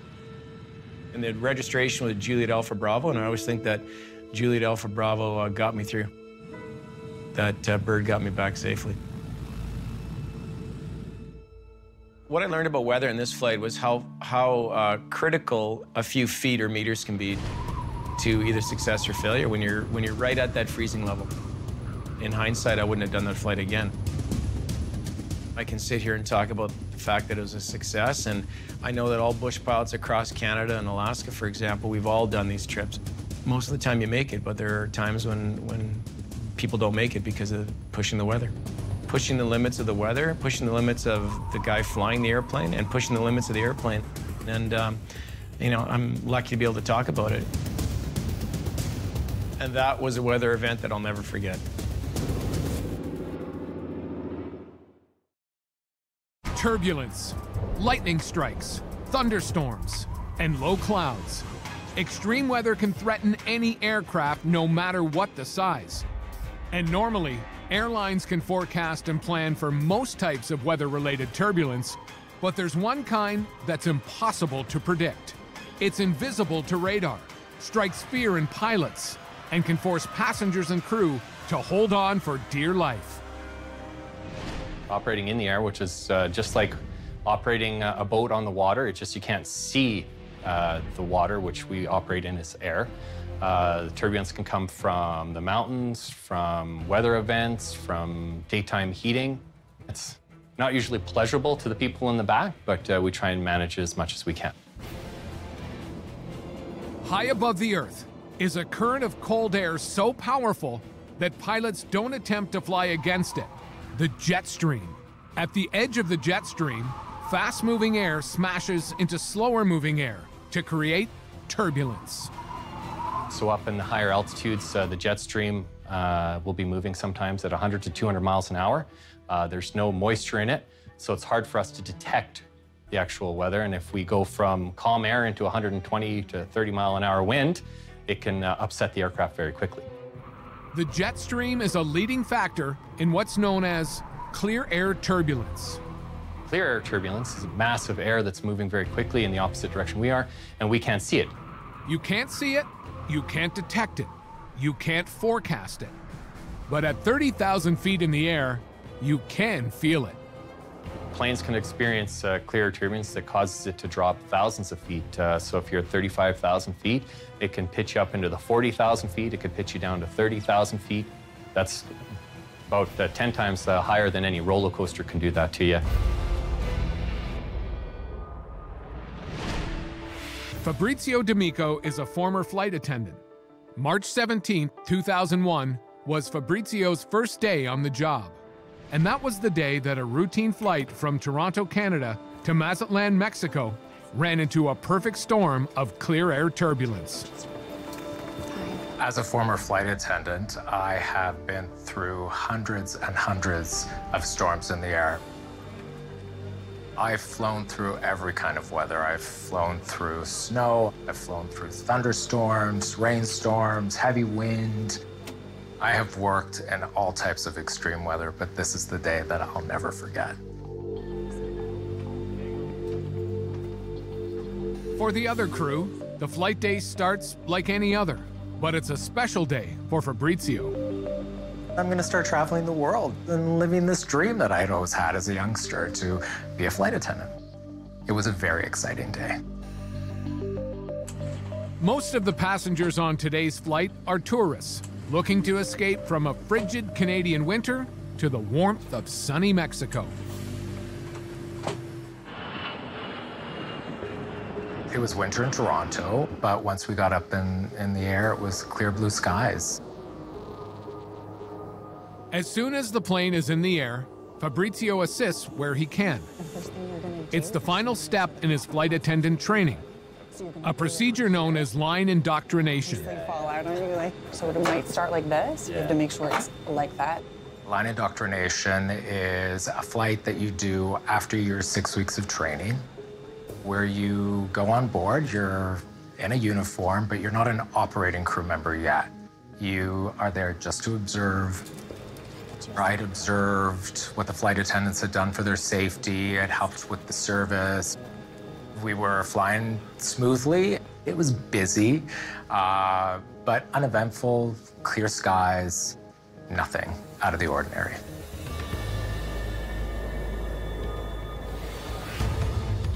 We were about 3 hours into the flight. We were 38,000 feet. When all of a sudden, this plane just drops.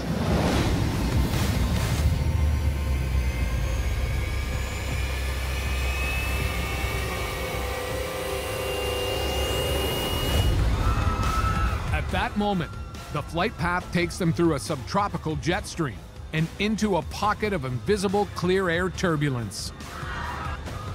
It was like being on a roller coaster, that initial first drop down.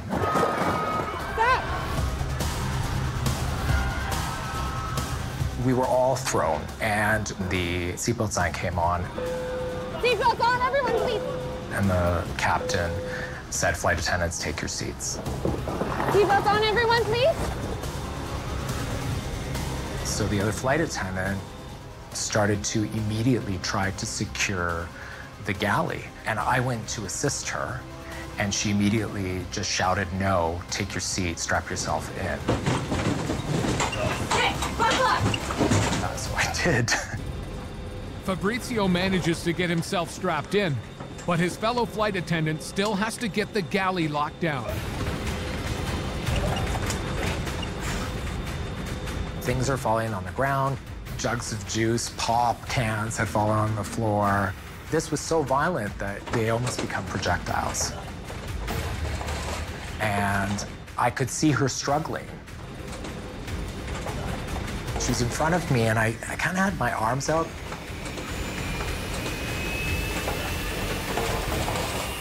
And then this plane drops again, and she went up. And, you know, I had to grab onto her and pull her into my lap and hold onto her for a good 30 seconds because this plane was just shaking so violently.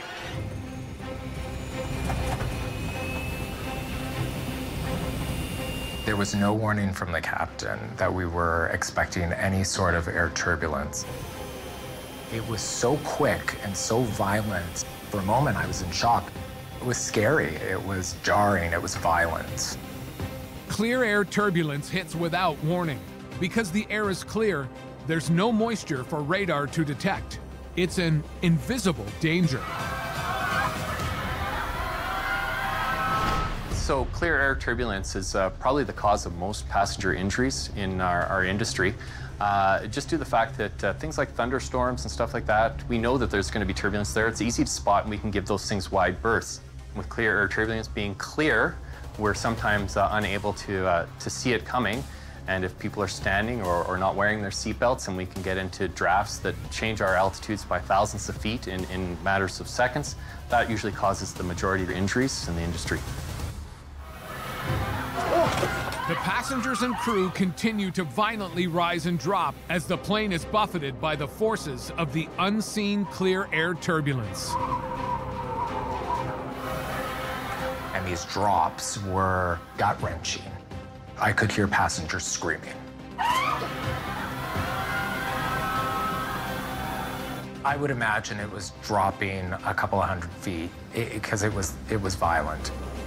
Now, one violent drop causes the attendant to lose her grip and sends the duty-free cart wildly careening down the aisle out of control.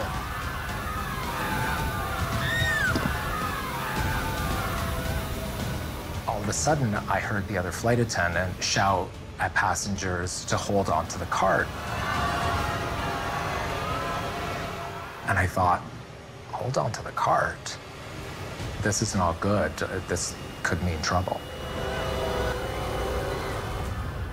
When clear air turbulence hits, it hits hard. This happens when two bodies of air, such as wind shear and a jet stream, moving at extremely different speeds, collide. Today, with the introduction of tablet computers and flight decks, pilots now have real-time access to turbulence information and do their best to avoid areas of rough air. Although it can be sudden, turbulence poses very little risk to an aircraft, as planes are designed to withstand the stress of these conditions. And I could see down the aisle, and I saw that the duty-free cart was in the middle of the aisle, while passengers were holding onto this cart that was shaking from side to side. As long as it's loose, the runaway cart poses a serious threat. They were able to get the cart up to the front of the cabin and secure themselves in.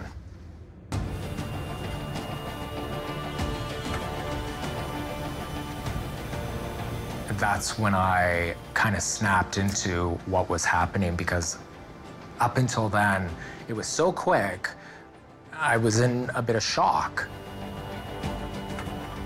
There's no warning.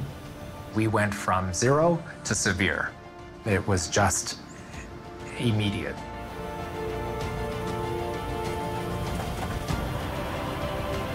The plane is rocked by wind currents on the edge of the jet stream as high-speed air collides with slow-moving, nearly still air. But 6 miles high above the Earth, the jet stream isn't the only threat. So there's another type of turbulence that we call mountain waves. So as you're coming over the rocks, the high-speed winds that are up in the upper levels will go over top of the rocks. And as they come over the other side of the rocks, it'll actually roll off. And as we fly through them, we get turbulence.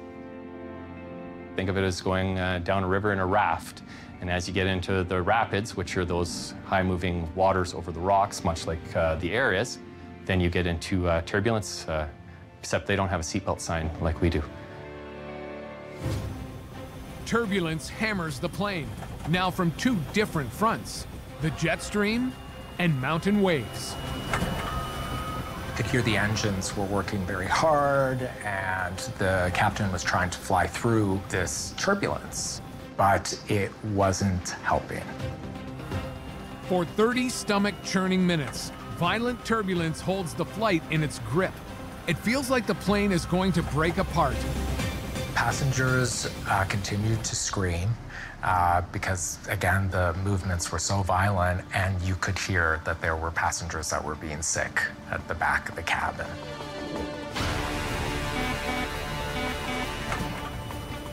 For a moment, Fab thinks his first flight is also going to be his last. So at one point, I looked up the aisle again, and you could see the cabin was flexing from the weather. The turbulence was making this plane bend.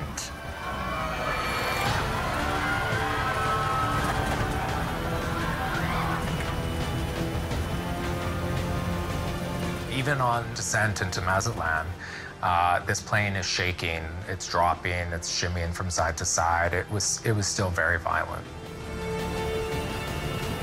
There was never a moment where it stopped, and I just kept thinking, just land this damn plane, I'm gonna be sick. Because it's invisible to radar, clear air turbulence is impossible to forecast. Pilots do their best to warn other flights of the unseen danger.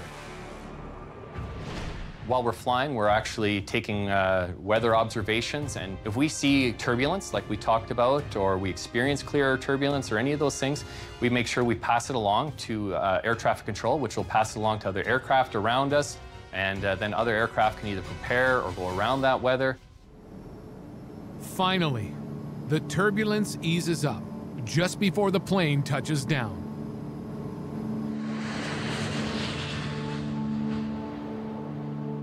Back on Earth, the weather is calm and clear. There's no hint of the hidden danger high in the sky. We finally land, and as passengers are getting off the aircraft, they were green.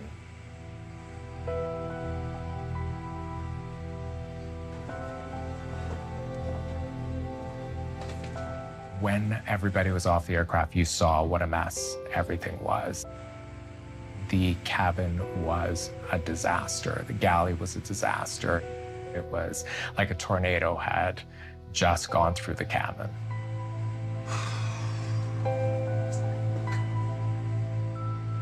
I was very lucky because I was with flight attendants who had been flying for many years. They were focused on what they needed to do. They immediately snapped into safety mode.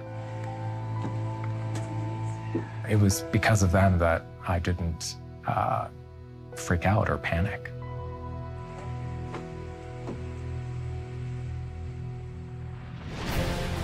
For Fab, an exciting day turned into a terrifying nightmare. Trapped with nowhere to escape 38,000 feet in the air. It left him bowed, but not broken by the power of extreme weather.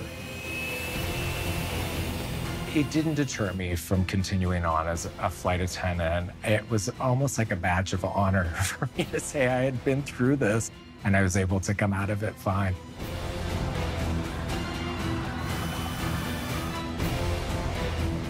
And that was the day weather changed my life. I know a lot of passengers don't like to be delayed. We are passengers too, and we go on vacation and we don't like it, but we have to understand the safety of why we're delaying it, whether it be going for de-ice or delaying our takeoff, is we can't fly in some of these conditions. And also it takes a little while to get the airplanes de-iced. It's just like operating your car in the morning in a snowstorm. You're gonna have to give yourself a little bit of extra time to make it to work. Well, we take a little bit of extra time to make sure you're safe before we depart. And again, the safety is paramount as far as we're concerned before we leave. So how pilots learned to fly back in the earlier times, they basically had to take the airplane up and fly it around on wing and experience their training in a less safe environment than we can do now, and with that, they could simulate less things than we can do now. They had to take whatever weather came at the time, whereas we can simulate all kinds of weather in an instant. Okay, so this is daylight conditions going into Vancouver, and again, I can change the conditions in a heartbeat through this instructor panel, again, manipulating the weather to cause it to go into a white snowstorm. Again, we won't see the runway until we get actually closer to it. Although we take a lot of our environmental knowledge from our dispatchers and Environment Canada and stuff, the airplanes are basically mobile weather stations as well when they're in the air. They're constantly taking wind velocity, temperature, pressure differentials, whether it's icing, we can tell them whether it's icing in certain conditions, certain levels. And again, that all gets fed back to Environment Canada, which gets put into bigger models, which continually feeds the environmental picture to other pilots before they depart. So we're constantly giving information by the hour for other flights. We always have plan B, plan C, and sometimes plan A doesn't work right from the start.